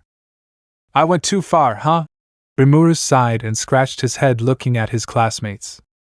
It is for the best. This festival was made for this exact purpose. What you did, Master, was simply making their lessons much more impactful. I think so too, but I can't help but think in their shoes. I would feel extremely frustrated and would most likely look down on myself. I'll make it up to them one way or the other, they're not bad kids. Rimuru-san, Manoma called out to me. Oh, I completely forgot about Manoma for a moment there, is he going to? That was a most wonderful performance. Truly, you are the only one in Class 1A that truly belongs in it. He was spouting nonsense I couldn't understand. He got closer to me and held a fist to his chest. We will support you all the way. You better make sure to win it all, Rimuru-san. Ah, that's what he meant. Even though the 10M points ended up in my hands, he and his team doesn't seem to be affected by it that much. I was wondering why that was, but he gave me the reason before I asked. We're satisfied with the looks of those other Class 1A students as they kept tripping over each other's feet. Hoo boy, this guy's pretty sadistic. Thanks for your support. But Manoma-kun, you shouldn't underestimate my classmates. Manoma didn't quite get what I meant, but he looked like he was trying very hard to say, I understand. How much does he hate my classmates? Never mind. I hope you come to understand their potential one day. I turned around and walked away, but I had one last thing to say. Of course, I also see the potential of Class 1B. All of you will be excellent heroes in the future. See you next time. With that, I walked away. I heard a commotion behind me, but I didn't pay attention to it. As I was about to head toward the exit, I suddenly noticed Izuku and Todoroki talking to each other. No matter how I go about it, I'll run into them in this hallway. Oh well, here goes nothing. Hold on. I'm not just gonna let you pass me like that. Todoroki eventually noticed me as I was trying to silently pass. Well, if I wanted to hide, I could have just made my presence unnoticeable. It looks like you're busy talking with Deku, are you not? Who am I to interrupt? I said sarcastically. Though, it looks like he didn't get it. Todoroki frowned and stood in front of me. Just as I was saying earlier, I will not lose to you two. I don't know how Manoma kept getting away, but I will win in the end. He was quite determined, but I didn't know why. Todoroki-kun, Izuku spoke up. We won't lose either. Of course, that means I want to win first place too, but you don't know just how powerful Rimuru is. Todoroki looked at Izuku. He went closer to him and both guys were now face to face. Todoroki looked Izuku in the eyes. So what? If Rimuru is strong, then I will have to get stronger. I have no idea what kind of power Rimuru's quirk is, but I have a hunch about yours. Rimuru and Izuku started to sweat.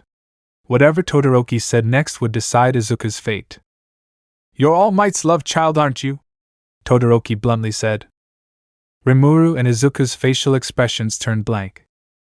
Excuse me? Is this what they call déjà vu? But where have I heard this phrase before? Izuku was both relieved and confused at the same time. Rimuru was merely experiencing a solid case of déjà vu. Todoroki didn't stop there though. What's wrong? Did I hit the bullseye? Izuku quickly denied Todoroki's guess. Of course not. Todoroki backed a bit away. In any case, you are acquainted with the #1 hero. That alone gives me enough reason to take you down. And as for you, Rimuru, Todoroki merely looked Rimuru in the eyes, never completing his sentence. After a long pause, he let out a humph and walked away. Wait, what do you mean by what you said? Izuku asked before Todoroki left. Todoroki kept walking, but he replied to Izuku's question. My father has always been #2, and All Might has always been 1. That's all. With that, Todoroki left. Rimuru and Izuku thought that was the end of their problems for the day, but they were quite wrong. Deku! Bakugo yelled in the opposite direction of Todoroki. Rimuru frowned and said in a hushed voice, Here we go again. Arc 3, Chapter 30. Deku! Bakugo yelled in the opposite direction of Todoroki. Rimuru frowned and said in a hushed voice, Here we go again. Bakugo looked highly pissed. I could guess the reason for it though. How the hell did you guys end up with the 10M point headband? Now, I had thought about what to do with him for a moment. The choices were quite interesting. I could mess with him and make him angrier, try to calm him down, or ignore him entirely. With Bakugo, whatever I chose is bound to worsen his current mood. The difference between the three choices I mentioned was the means. Bakugo, hello, that was an intense match, wasn't it? For now, I tried to greet him. Shut up! I'll talk with you after. Deku, how the hell did you guys end up with that headband in the end? We were cornering Manoma and were sure he had the headband. Well, of course he'd be suspicious. The spectators didn't pay much attention since they'd seen things like that before in this superhero society. But Bakugo, being Bakugo, would of course notice something odd. He knew no one had a quirk that could just steal an object from someone, or at least, not how it happened for the 10M headband. Izuku looked at me for a moment, looking desperate. I smirked. He's asking you. Izuku's face turned blue. Don't ignore me! Bakugo was getting closer. Oh well, why you see, I don't know how it happened either. Bakugo didn't take that answer well. Huh? Are you messing with me? Are you looking down on me? Is that what this is? No! I would never do something like that. Izuku's reply was full of power, unlike his earlier stuttering mess of a reply. He truly does respect Bakugo. In that case, I shall show Bakugo the same respect Izuku gives him. What are you planning? Planning? I'm not planning anything. Let's leave it at that. I'm sure you have your reasons, Master. Seal was assuming things again. It's not good to ignore someone, but it's best if I do just that just once. It's good she didn't try pursuing any further. Bakugo and Izuku had a back-and-forth argument, but I was merely watching them. It didn't take long for Bakugo to involve me in the said argument. Act fine. You're useless. Hey, pull-less hole-less bastard, you tell me what happened then. Bakugo seemed to genuinely try and provoke me. I admit, he almost got a reaction out of me. Did you just make that new nickname up to spite me? Are you that mad? That doesn't matter. I call people however I want. But that nickname you gave me is especially harsh. What gives, dude? At least shorten it. Bakugo was trying to provoke me. Is this his way of testing me? I did promise to show him respect, but I'm having second thoughts. The nickname still makes me want to die of laughter. Seriously, how does he create such nicknames without an ounce of shame? Just answer my question. Well, if you want an answer that much, I guess it can't hurt, to be honest. In the blink of an eye, I casually walked behind him and aimed my fist at his head. As you'd expect, I wasn't going to hurt him. I stopped when my fist touched his hair. As soon as real-time caught up to my movements, the sheer force I created generated an intense enough wind pressure to knock him forward, almost making him hit his face on the ground. I held his collar so he wouldn't damage his face and said, "This is the reason." A demonstration of strength is the simplest way to answer his question. It's childish, but I don't want his sense of rivalry falling on me since I'm already stronger than him. It'd be best if Deku were his focus since it'll help them both grow. But man, this Bakugo kid has the biggest balls I've seen in a while, figuratively, okay. I'm holding him like this, and he doesn't show an ounce of being afraid. Humph, don't think this is gonna scare me. All Might could move like this if he wanted to. So what if you're strong? He's got a point. Damn. Still, doesn't that fact alone say how big of a difference there is in our skill? I leaned in a little closer and whispered in his ear. If you're going to declare your competitiveness, do it at Izuku Midoriya's face. You are not my rival. My words also served as a way to stir things up inside him and give him more motivation. Though, the boy's mind is incredibly difficult to read sometimes. TCH, get off me. He shook my hold of him and walked away. It seems like I got through a bit. But I'm not sure how much of it actually went in his head though. Young Midoriya, young Rimuru. Welcome, that was a great match. All Might called us over after changing back into our uniforms. He looked so happy for some reason, but I can probably guess why. Your outstanding control of OFA in such a short amount of time is superb, young Midoriya. I'm a teacher, but I don't know much about teaching, so I'm really intrigued by your methods, young Rimuru. All Might was giving us a barrage of compliments and questions. Izuku was already bright red at his idol complimenting him so much. I hesitated to say my exact methods, but All Might was looking at me expectantly. I didn't want to say this, but... well, to say it in the most friendly way is I made Deku train his body to the limits. All Might's eyes shone so brightly I swear it blinded me for a moment. It's hard to say that. I made Deku overuse his quirk and his body and heal it right back and repeat it again and again. Straight to his face. Deku was also unwilling to break the news. This is bad. It's like I'm about to tell an overprotective dad about how I trained his son. I mean, it just makes sense for me to think of it this way. I know All Might's not that overprotective maybe, but I just can't seem to break it to him. In any case, Deku's motivation alone drove him through the training. His efforts and hard work have paid off in the form of what you saw at the festival. Yes, indeed. I felt so proud even though I wasn't the one to achieve it. I'm truly thankful for you helping young Midoriya, Rimuru. Oh? How rare. It seems like he's speaking from the bottom of his heart since he's not using young Rimuru to address me. Izuku was also smiling. I smiled and relaxed. Please don't worry about it. I'm very glad to help the very people who sacrifice their time and efforts for the greater good. With that, we continued to chat away in this nice mood. Holy Tempest, I almost got caught. A man with a tall and built body and blonde hair spoke. He was currently in a confined space that even Rimuru would have trouble finding. Good work. I assume you saw the slime? Those words irritated the man. Don't call Rimuru a mere slime. He's way more than that. And yes, I did. It was exactly like you said. The blonde man looked at the person who was hidden behind the shadows. Michael, I assume you're not gonna go back on your word? The man named Michael grinned. Of course. I'll keep my word, Veldora. Arc 3, Chapter 31. Tamura Shigaraki, a villain captured by the students Rimuru Tempest and Izuku Midoriya. Izuku was unconscious when they were found, so they only heard Rimuru's side of the story. I'm telling you, I'm not telling shit. Shigaraki was refusing to cooperate like always. Well, this type of behavior was expected. After all, this man was suspected of being connected to a more notorious villain. Further investigation was needed. The other villains are also the same, refusing to say anything.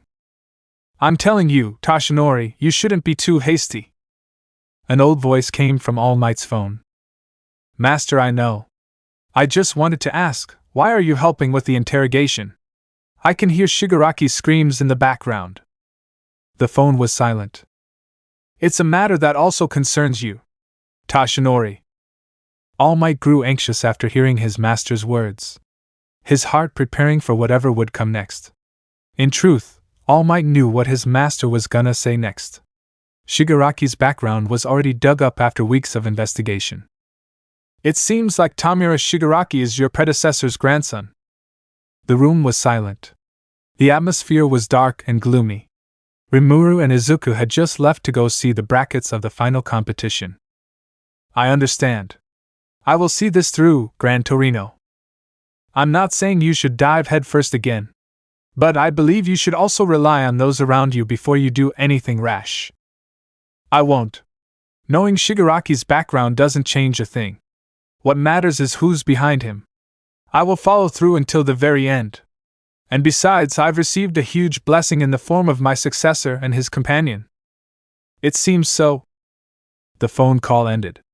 Despite his suspicions finally being confirmed, his will and determination remained the same. All Might was only thinking of how to make things right and how he could atone for his incompetence. Shigaraki being connected to a villain organization means that he lacked enough power to save him. He's not even considering the fact that he didn't even know Shigaraki existed. I swear on my life, I will put a stop to you, all for one. It's not long before the matches are announced. I'm glad Izuku got to talk with All Might before this.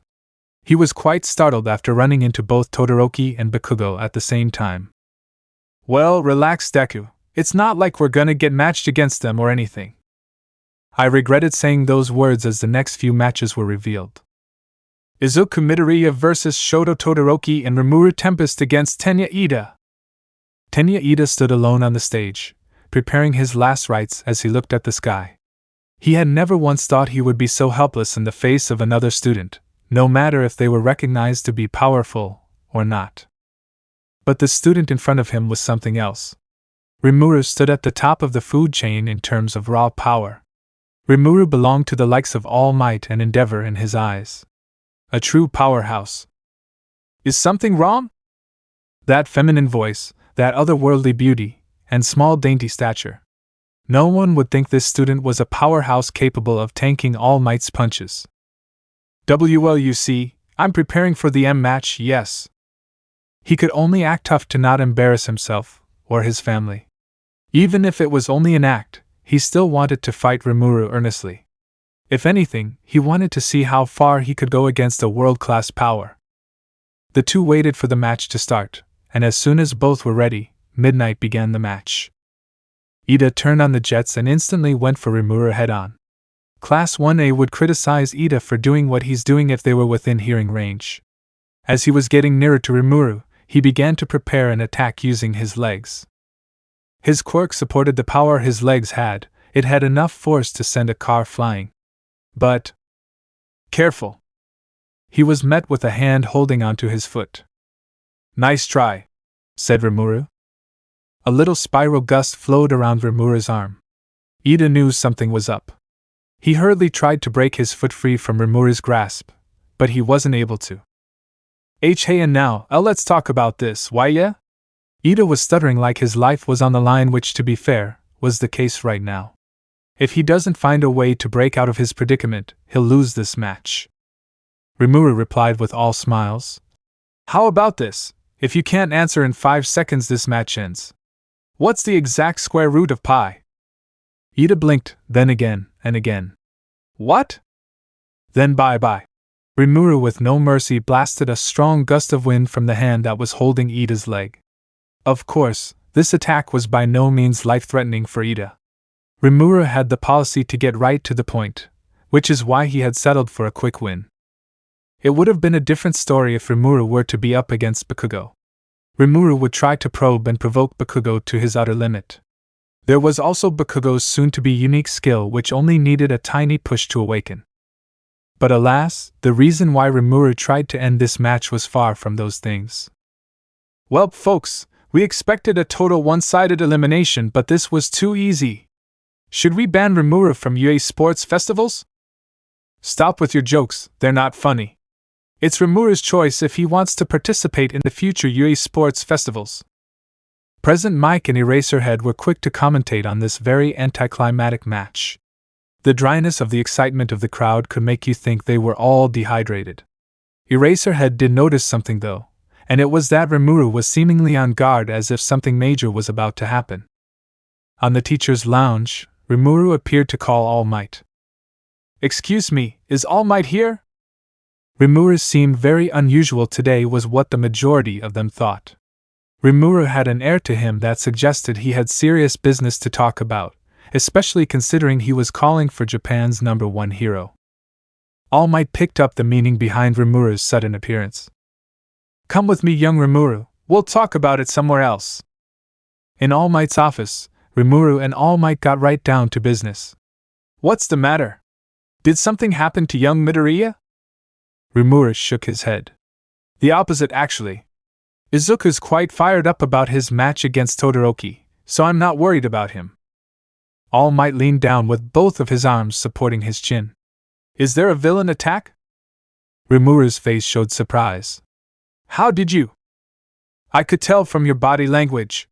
Besides, I've never seen you as worked up as you are right now. Also, I've experienced countless civilians expressing their distress in a similar way. All Might looked up at the sky and recalled countless times innocent people asking him for help in an unnoticeable way because of their fear of the villains hurting their families. Then I'll say it frankly, from what I've recovered from a comrade and a friend's memories, hordes of demons are on their way here right now. Demons, you say? All Might expressed extreme shock. I've never heard of villains calling themselves demons, but you're saying there are a lot of them on their way here, now? Rimuru nodded. Though I have to emphasize that they're not human villains calling themselves demons. I mean it literally. Immortal demonic beings that are hundreds of times stronger than the average human being on their way here towards Yue. All Might tried to think calmly. Rimuru was not one to lie in a situation like this. Demonic beings? Immortal? What sort of situation is that? Can humanity counter that kind of threat? While All Might was lost in his thoughts, Rimuru had a lot of praise to say about All Might's calm behavior. As expected of someone who's considered to be the symbol of peace in this world. You sure can keep your calm. Rimuru did not want to inform All Might of this initially, but in the case that Rimuru failed to intercept the demons, All Might and the others would be massacred. Adelman's memories showed that the cardinal world was in a chronogenic time stop. Only a few most powerful individuals remained conscious when the world was in that state. Adelman's memories show nothing related to when the world was stopped, but only the part where Diablo and the others began to transfer into this world. Because of my hibernation, I literally missed every single event that transpired over the last few years. Seo could only record surface information since she was also in a similar state to me. The attack aimed at us resulted in time being permanently stopped in the cardinal world. The demons attacking means that either Guy or someone else ordered them to attack me. That leaves the question, why did Guy turn on me? I can't rule out the possibility of something else entirely being behind all of this. That's why I'll only repel them for now. It's also highly likely to be Diablo is the one to send this many demons to attack me. That guy would rather kill himself than harm me. And him being brainwashed? Impossible. Let's just drop this topic about him. All Might, I will defend this place with all my power, so can I count on you to fight anyone that gets past me? Of course, they'll only be at most greater devils which you can easily overpower with that modified friggin' powerful quirk of yours. I almost slipped up. All Might looked at me and transformed into his muscle form. Thanks to you my limits are gone, and you don't have to ask me to save the people. I will do it even if you were against it. That will, that determination to protect it's absolutely golden. It's a shame he was born here and not in our world. He would have been a great friend and retainer. I stood up and unsheathed my blade, transforming into my jet black attire. Then this meeting is over. Next is defending the people of Japan with everything we've got. All Might stood up and yelled. Of course. Wish I could draw so I could have illustrated the last part. I'm still alive BTW. Adios. Arc 3 Chapter 32. The gate of hell opened and released thousands of demons toward Yue. Rimuru never told All Might the number of demons attacking the Yue Academy for a reason. He wanted to make All Might focus on whatever plans to take a back route and attack Yue from there. Still, to think this many demons would simultaneously attack it doesn't seem like a coincidence. I hope that Testarossa and the girls aren't among the demons trying to attack. That'd be hell on earth, even with me being here.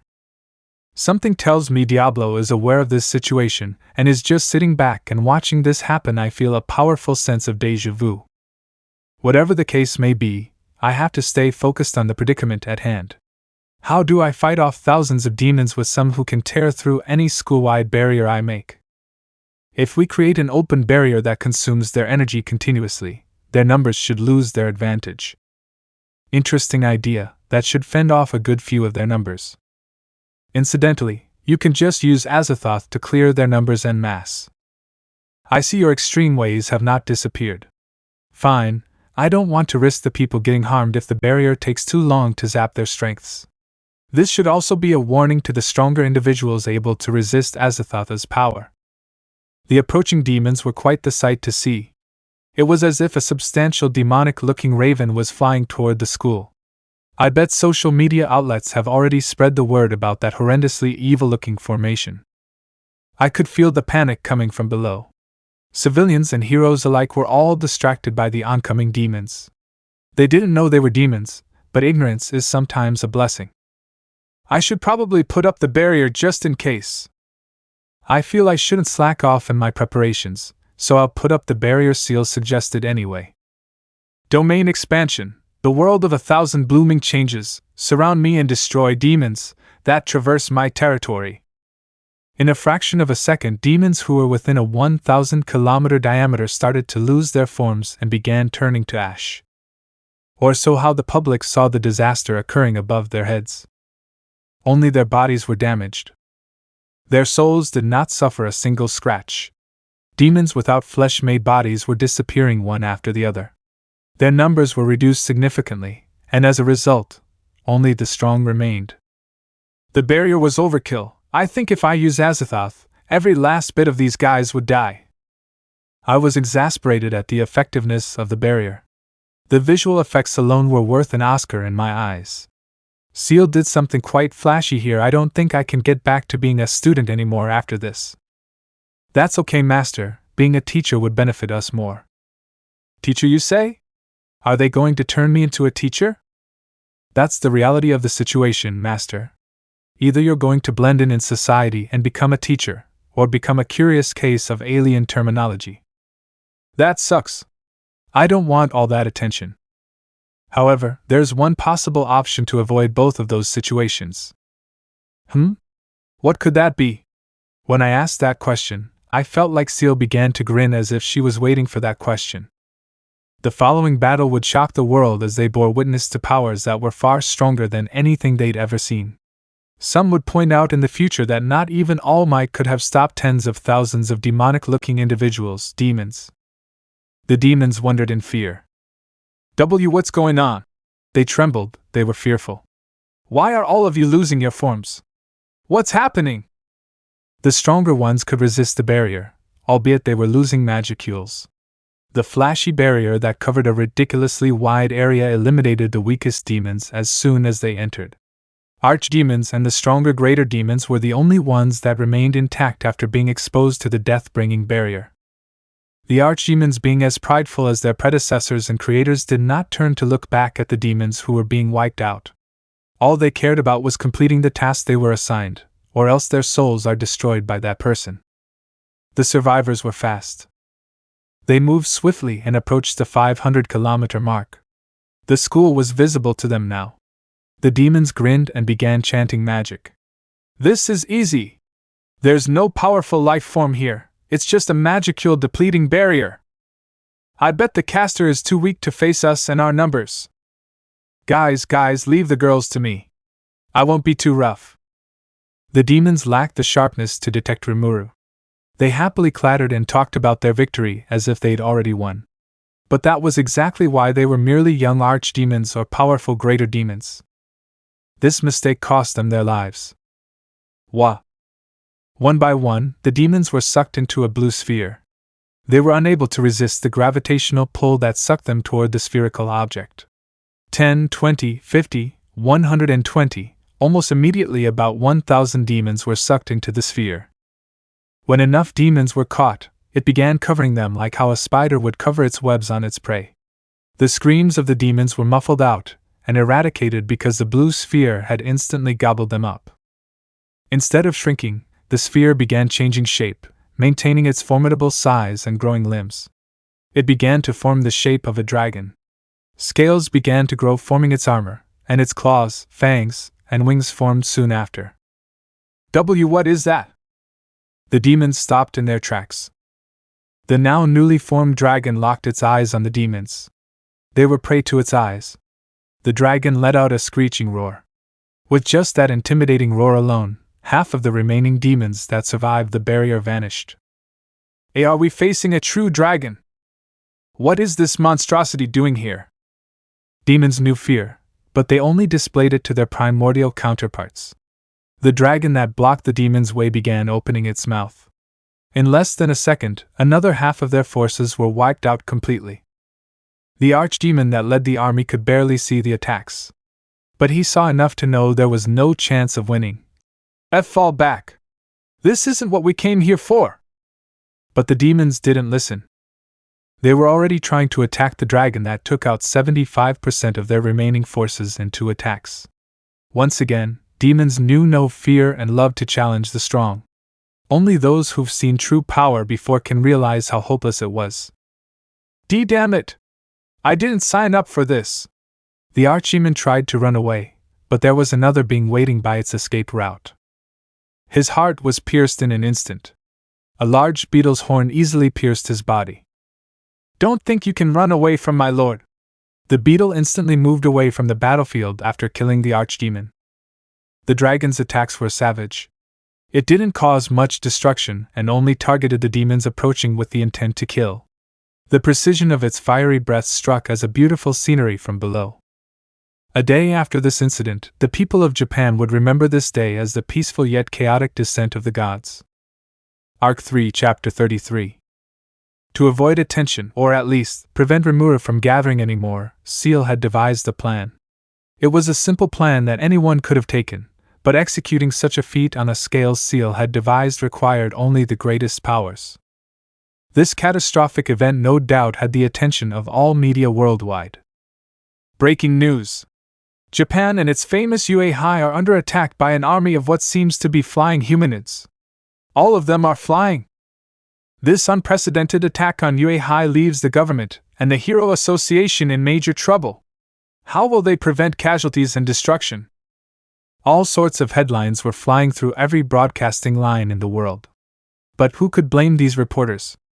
After all, when do you see thousands of demonic-looking beings flying through the sky? Nothing could stop this from spreading worldwide. And when Rimuru had appeared, all hell broke loose. What is that in the sky? A dragon? Ladies and gentlemen, we are witnessing the fight of a lifetime. There is an entity that looks like a dragon in the sky, fighting off the thousands of invaders that are heading Yue's way. These reporters were something else. Their equipment and balls of steel are allowing them to film everything live in high resolution. It looked like some of them even had quirks that helped their ability to film everything. The world was now suddenly looking at a battle of greater proportions than anything they'd ever seen. The dragon's gigantic roar eliminated hundreds of demons, and a single breath of fire burned down its attackers. Some demons weren't affected by its fire or its destructive roar.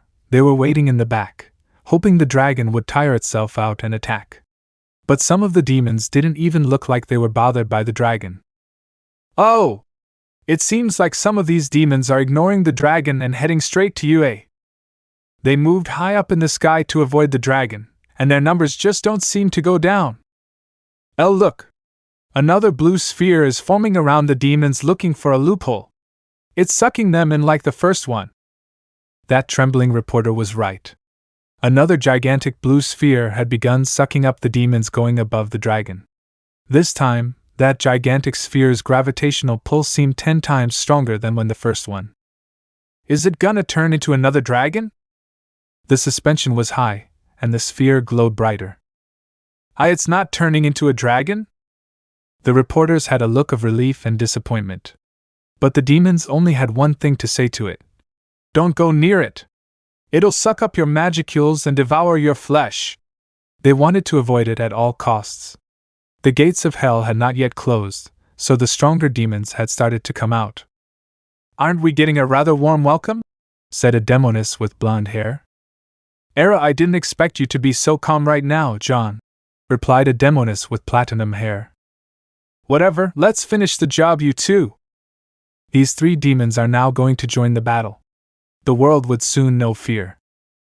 Or so it was had Rimuru Tempest not been around. Attention all Uehai students, please evacuate and follow the instructions your teachers say. This is not a drill, thousands of demon-like beings are headed our way and their intentions are clear. The alarm was constantly going off. Yue had its securities on max capabilities. Some teachers even went and reinforced everything. They could not let their students be harmed. We don't know why this is happening, but please do your best to cooperate and put safety first above all else. Everyone was frightened. No amount of walls could make someone feel secure in the face of an army. Deku! Called Uraraka. Uraraka-san? Why are you not heading to the evacuation site? I can't find Rimuru. None of us can. We tried calling his number, but there weren't any responses. Truth be told, Deku saw Rimuru a few minutes ago. But Deku couldn't tell her where Rimuru is, or she'll worry even more. The contents of their conversation made Deku feel pathetic, but he also started to question Rimuru's identity. Rimuru! There you are, let's go evacuate! No can do, I'm part of the defense squad. I sort of expected that. But are you sure? There are thousands of them. The teachers are telling everyone to evacuate. There's no choice for me here. I'm probably part of what caused this mess. What? Let's leave it at that, don't worry, I won't die. As a responsible ADU student, I'll make sure nobody gets hurt. But there are thousands of them. You can't possibly win. Let me join you, I'll help you fight. Rimuru patted Deku's back. You're not strong enough yet. I'm certain you'll get stronger, but for now, let me fight. Rimuru's body had suddenly grown taller, his facial features growing more beautiful in the process. His hair had turned platinum white, and he covered his glowing eyes with a jet-black blindfold. Are you sure you can win? If you fall, I will fight those things next no matter what. Rimuru looked back at Deku and said a few words that gave Deku a feeling of pride. I'll win. Back to the present. Don't worry, Rimuru is fine. We just need to evacuate. Huh? Have you seen him? Yes, now let's go. Are our other classmates safe? They've evacuated safely, so yes. Deku and Uraraka had now entered the evacuation area. As soon as the two had entered, a figure floating from above smiled happily. Thanks for trusting me, Deku. The demons were at a halt, their options dwindled. The dragon had blocked many paths, sky battles were generally harder. They could only really go high up to avoid the dragon, and going left or right would just make them more vulnerable to attacks from the dragon and the ground. Their flesh could not afford the bombardment of attacks launched by the humans on the ground coupled with the dragon's roars. Are we seriously going to fail? We cannot fail this task. The dragon keeps regenerating, anything we throw at it, it absorbs. It's the perfect foe for demons like us. If only we had more firepower. Just when the demons were losing hope, 3 alluring demonesses appeared on the battlefield. Era, are you little ones in need of any help? Why can't you beat one measly elemental dragon? They're weak, that's why. The demons all collectively noticed their presence and lowered their heads. The trio readied up their magic spells and prepared to fire it to the dragon. Their spell contained enough force and destruction to annihilate the whole area, including Yue Hai. At the exact moment they fired their spells, the blue sphere that hanged high above them glowed intensely. What? All 3 of them were shocked at what had just happened. Did that thing just absorb our spells? That's impossible. How could it absorb that much magicules? A figure had teleported right in front of the trio who had looks of confusion. They were slow to notice the figure in front of them due to their focus on the sphere that managed to absorb nuclear attacks. Oh my god, why are you 3 here? Shouted the figure. It was Rimuru, whose altered appearance gave him the look of an adult female with platinum bluish-white hair. The blindfold helped to cover his facial features. The trio didn't know how to respond. They didn't even feel like taking an aggressive stance against the figure before them. Yet it was clear that he was a threat. The white-haired demoness was the first to reply. Greetings, have we met before? Asked the demoness. The blindfolded figure seemingly had no words to say. How is this possible? Oh, you're analyzing. All right. Excuse me? It's nothing. Can you girls explain why you're trying to attack Yue Hai? The 3 demonesses gave eerie smiles, yet to Rimuru they seemed to be laughing playfully. The white-haired demoness replied, We need something from that place, you see. I was hoping to get what we wanted without much resistance, but who knew something like you would intercept us? Her provocation fell on deaf ears. I see.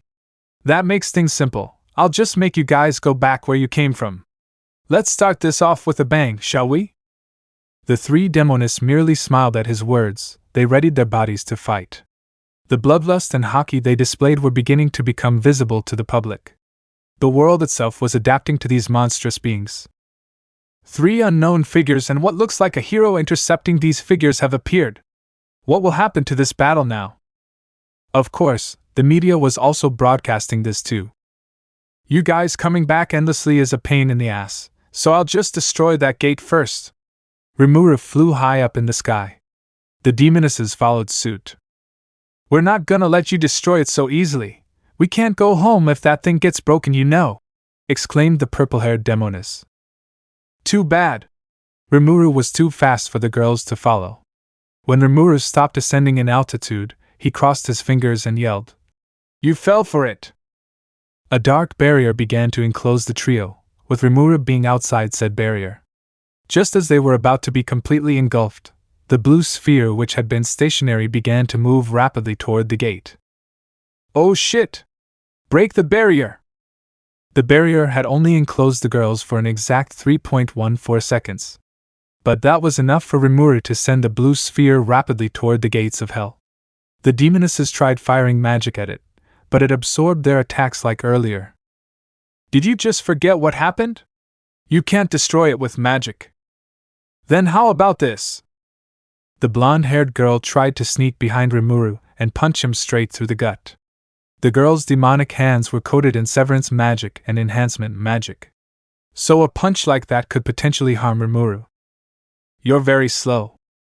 Rimuru easily caught her hands. Rimuru's multidimensional barrier stopped the blonde girl's attacks effortlessly. With an immense display of physical and magical strength, Rimuru punched the girl's stomach and sent her flying high into the sky. Violet! Go destroy that sphere now! Violet hated being ordered around, but she couldn't hesitate now. She followed the sphere with speeds that surpassed the sound barrier. Rimuru wasn't about to let her destroy the sphere, so he followed her. With his speed, he caught up to Violet immediately. Going somewhere? TCH. Violet immediately tried to fire a nuclear-class spell on Rimuru, but the sphere once again absorbed her spell. Rimuru grabbed Violet's hands and kicked her towards the white-haired demoness who was following them. Ha ha! You guys are scary! Both Violet and the white-haired demoness had grim looks on their faces. Now let's end your silly invasion. On Rimuru's hands is a red sphere the size of a basketball. He fired it toward the blue sphere that had just reached the gate. The demons who appeared from the gate were instantly swallowed by the blue sphere. Once the red sphere had caught up to the blue sphere, it was immediately caught by the blue sphere. However, the blue sphere began turning into a shade of purple once it had absorbed the red sphere. How do you demons like it when your magic is used against you? The purple sphere glowed brighter and brighter. Rimuru had teleported behind the demoness. I hope you like the fireworks. Kaboom. The purple sphere exploded, leaving nothing behind. The gate of hell that once stood proudly had now been utterly shattered. The demoness trio were hit directly by the nuclear magic, and they weren't going to be unscathed after such an attack. Why is he so strong? Oh dear Arg, this looks like it's going to be a tough match. We'll have to get serious or we'll die. Standing up from the ground, the demoness trio look at the figure floating in front of them with the biggest smiles they've ever had. Let me jog your memories back, my forgetful comrades. Let me know in the comments below if you guys want the next part. Also check out my other video that has been shown and left. Thank you for watching. If you enjoyed this video please like and share this video. And have a fantastic day. Bye.